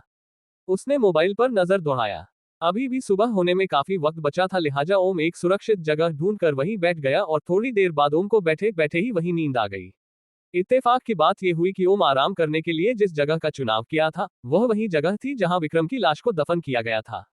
चूंकि अब उस जगह पर कोई आता जाता नहीं था इसलिए वहां घनी झाड़ियां उगाई थीं। ओम उन्हीं झाड़ियों की ओट में छुपा हुआ था। इधर ओम का कोई अता पता ना चलने से वीरास्वामी बहुत ही ज्यादा उद्विग्न हो उठा। उसने अपने सभी चेलों को खूब खरी खोटी सुनाया। कोई और रास्ता ना देखकर वीरास्वामी ने अपना आखिरी वार चलाना ही उपयुक्त समझा। उसने तुरंत पूजा की सामग्री इकट्ठा की और फिर प्रेत आह्वान का मंत्रोजाप शुरू कर दिया। वीरास्वामी के मंत्रोजाप शुरू करने के कुछ ही देर बाद उसके सामने एक काला साया उभरने लगा, जो हर बीतते पल के साथ गहराता गया। उस साए के वहां उभरते ही वातावरण एकदम से चीत्कार उठा। कुत्ते बिल्लियों के रोने की आवाज से पूरा वातावरण एकदम से कराह उठा। उस पर रात में निकालने वाले कीटों के ची की आवाज अंधेरे की भयानकता को और भी ज्यादा भयानक बनाने लगी। वीरास्वामी ने उस प्रेतात्मा के सामने कुछ कपड़े फेंकते हुए बोला, मुझे इस कपड़े के मालिक की लाश चाहिए आज और अभी। वह प्रेतात्मा उन कपड़ों को अपने हाथों में उठाकर अपने नथुनों से लगा ली। उन कपड़ों से उठने वाली महक को अपने सांसों में बसाकर वह एक बार को जोर से अट्टहास करना शुरू कर दी, मगर ज्यों ज्यों उस कपड़े की महक उसके अंतरात्मा में घुलती गई, अनायास ही उसकी अट्टहास धीमी पड़ती चली गई। उस आत्मा ने उन कपड़ों की महक को पहचान लिया था। उसे समझ आ गया कि वे कपड़े किसके हैं और वीरास्वामी किसे मारने के लिए उसे आदेश दे रहा है। दरअसल वीरास्वामी ने जिस आत्मा का आह्वान किया था वह कोई और नहीं बल्कि बैजंती ही थी। इसी वीरास्वामी के कहने पर बैजंती ने बाबा को मौत के घाट उतार दिया था। उस समय वीरास्वामी ने बैजंती को यह विश्वास दिलाया था कि बाबा की मौत के साथ ही समस्त आश्रम पर वीरास्वामी का कब्जा हो जाएगा और फिर वीरास्वामी वह कलश भी ढूंढ निकालेगा जिसमें बैजंती के प्रेमी की आत्मा कैद थी। CH40 बैजंती की तड़प। उस समय वीरास्वामी ने बैजंती को यह विश्वास दिलाया था कि बाबा की मौत के साथ ही समस्त आश्रम पर वीरास्वामी का कब्जा हो जाएगा और फिर वीरास्वामी वह कलश भी ढूंढ निकालेगा जिसमें बैजंती के प्रेमी की आत्मा कैद थी। अब आगे बैजंती वीरास्वामी की बातों में आकर बाबा को मौत के घाट उतार चुकी थी और अब ओम की बारी थी, क्योंकि वीरास्वामी ने बैजंती को ओम को मारने का आदेश दिया था। वीरास्वामी का आदेश पाकर बैजंती वहां से ओम की तलाश में निकल गई, मगर यह तलाश केवल वीरास्वामी को दिखाने भर की थी, क्योंकि बैजंती को तो पहले ही पता चल चुका था कि ओम इस समय कहाँ है और कहाँ मिलेगा। बैजंती वीरास्वामी के पास से वापस अपने उसी ठिकाने पर लौट आई। बैजंती लौटकर देखती है तो ओम बेफिक्र सा उसी आम के पड़े के नीचे लेटा हुआ था जहां कभी बैजंती और विक्रम बैठकर घंटों बातें किया करते थे। बीते दिनों की याद आते ही बैजंती अपने उसी पुराने रूप को धारण कर ली और फिर वह जाकर ओम के बगल में खुद भी लेट गई, उसी एहसास को दोबारा अनुभव करने के लिए जो कई सालों पहले उसने मानव रूप में अनुभव किया था, मगर वैसा कुछ नहीं हुआ। शायद प्रकृति का यही नियम है कि मानव सुख दुख का अनुभव करने के लिए मानव रूप धारण करना बहुत जरूरी होता है, फिर वो भगवान हो या फिर शैतान। अपनी बेबसी को खुद में समेटे बैजंती की आत्मा बहुत देर तक ऐसे ही ओम के निकट लेटी रही और फिर उठकर बैठ गई और सोते हुए ओम के चेहरे की तरफ एकटक देखने लगी। ओम के चेहरे पर एक अजीब ही तेज और सुकून चमक रहा था। ऐसा लग रहा था वह इस दुनिया का है ही नहीं, न कोई छल न कोई प्रपंच, बिल्कुल भोला भाला। हालांकि बैजंती ओम के चेहरे पर यह तेज और सुकून नहीं ढूंढ रही थी, बल्कि वह तो अपने बिछड़े प्रेमी विक्रम को ढूंढ रही थी। वह मन ही मन बड़बड़ाई, हूबहू वही चेहरा, वही नैन नक्श, वही कद काठी, फिर भी यह कह रहा है यह मेरा विक्रम नहीं है। हे विधाता, ये कैसा खेल खेल रहा है तू मेरे साथ? अगर सब कुछ वैसा ही है तो फिर वो बातें क्यों याद नहीं जो मुझे आज तक याद है? इतना कहकर बैजंती अनायास ही सिसक पड़ी। ठीक ही तो कह रही थी बैजंती, सब कुछ तो वैसा ही था, अगर कुछ बदला हुआ था तो बस बदन का रंग। विक्रम का रंग थोड़ा सांवला था और ओम का रंग गोरा था। शायद रहन सहन का भी असर रहा हो। बैजंती लगातार ओम को अपलक देखी जा रही थी, फिर अचानक ही उसे वीरास्वामी की कही बातें याद आ गईं। वही बात जिसमें वीरास्वामी ने बैजंती को ओम को मारने का आदेश दिया था। उस बात की याद आते ही बैजंती सोचने लगी, वीरास्वामी की इससे क्या दुश्मनी हो सकती है? इसने वीरास्वामी का ऐसा क्या नुकसान कर दिया था जिसके लिए वीरास्वामी इसके जान का दुश्मन बन बैठा है? मुझे आगे कुछ भी करने से पहले सारी हकीकत जाननी होगी। बड़ी मुश्किल से तो यह वापस मिला है, इसे दोबारा अपने ही हाथों मारने की गुस्ताखी मुझसे न होगी। बिल्कुल नहीं। बैजंती की आत्मा एकदम से तड़प उठी। हालांकि बैजंती को यह साफ तौर पर पता था कि ओम इस मानव रूप में किसी भी तरह से बैजंती का नहीं हो सकता था, मगर फिर भी ना जाने क्यों बैजंती का मन ओम को देखकर दया और प्यार से भर उठा था। बैजंती के मन में वर्षों से जलने वाली क्रोधाग्नि और बदले की आग पर जैसे किसी ने शीतल जल डाल दिया हो। बैजंती का ये बदला हुआ रूप रंग खुद उसे भी हैरान कर रहा था। इन सब का एक ही कारण था, वह था ओम। चिड़ियों की चहचहाट ने धीरे धीरे भोर और फिर सुबह होने का आहट देना शुरू कर दिया था। सुबह होने की आहट पाते ही अंधेरा धीरे धीरे अपना लाव लश्कर समेटना शुरू कर दिया। अंधेरे के साथ ही अंधेरे में रहने वालों ने भी अपना लाव लश्कर समेटना ही बेहतर समझा, लिहाजा सारे निशाचर दिन की रोशनी से खुद को छुपाने की कोशिश में लग गए। बैजंती भी इससे दूर न रह सकी और वह भी वहीं बैठी बैठी कहीं अदृश्य हो गई। हालांकि आत्माओं के लिए क्या दिन और क्या रात, मगर फिर भी जैसा कि बड़े बुजुर्गों की कहावत है कि अंधेरा नकारात्मक शक्तियों को बढ़ाता है और दिन सकारात्मक ऊर्जा को, शायद इसी का असर रहा हो जो कि रात के ढलते ही सारी नकारात्मक शक्तियां निस्तेज होना शुरू हो चुकी थी। चिड़ियों की चहचहाट के साथ ही थोड़ी देर में सूर्य देव भी अपना लाव लश्कर ताने आसमान में विचरण करने के लिए आ निकले। सूरज की रोशनी आंखों पर पड़ते ही ओम की नींद भी टूट गई।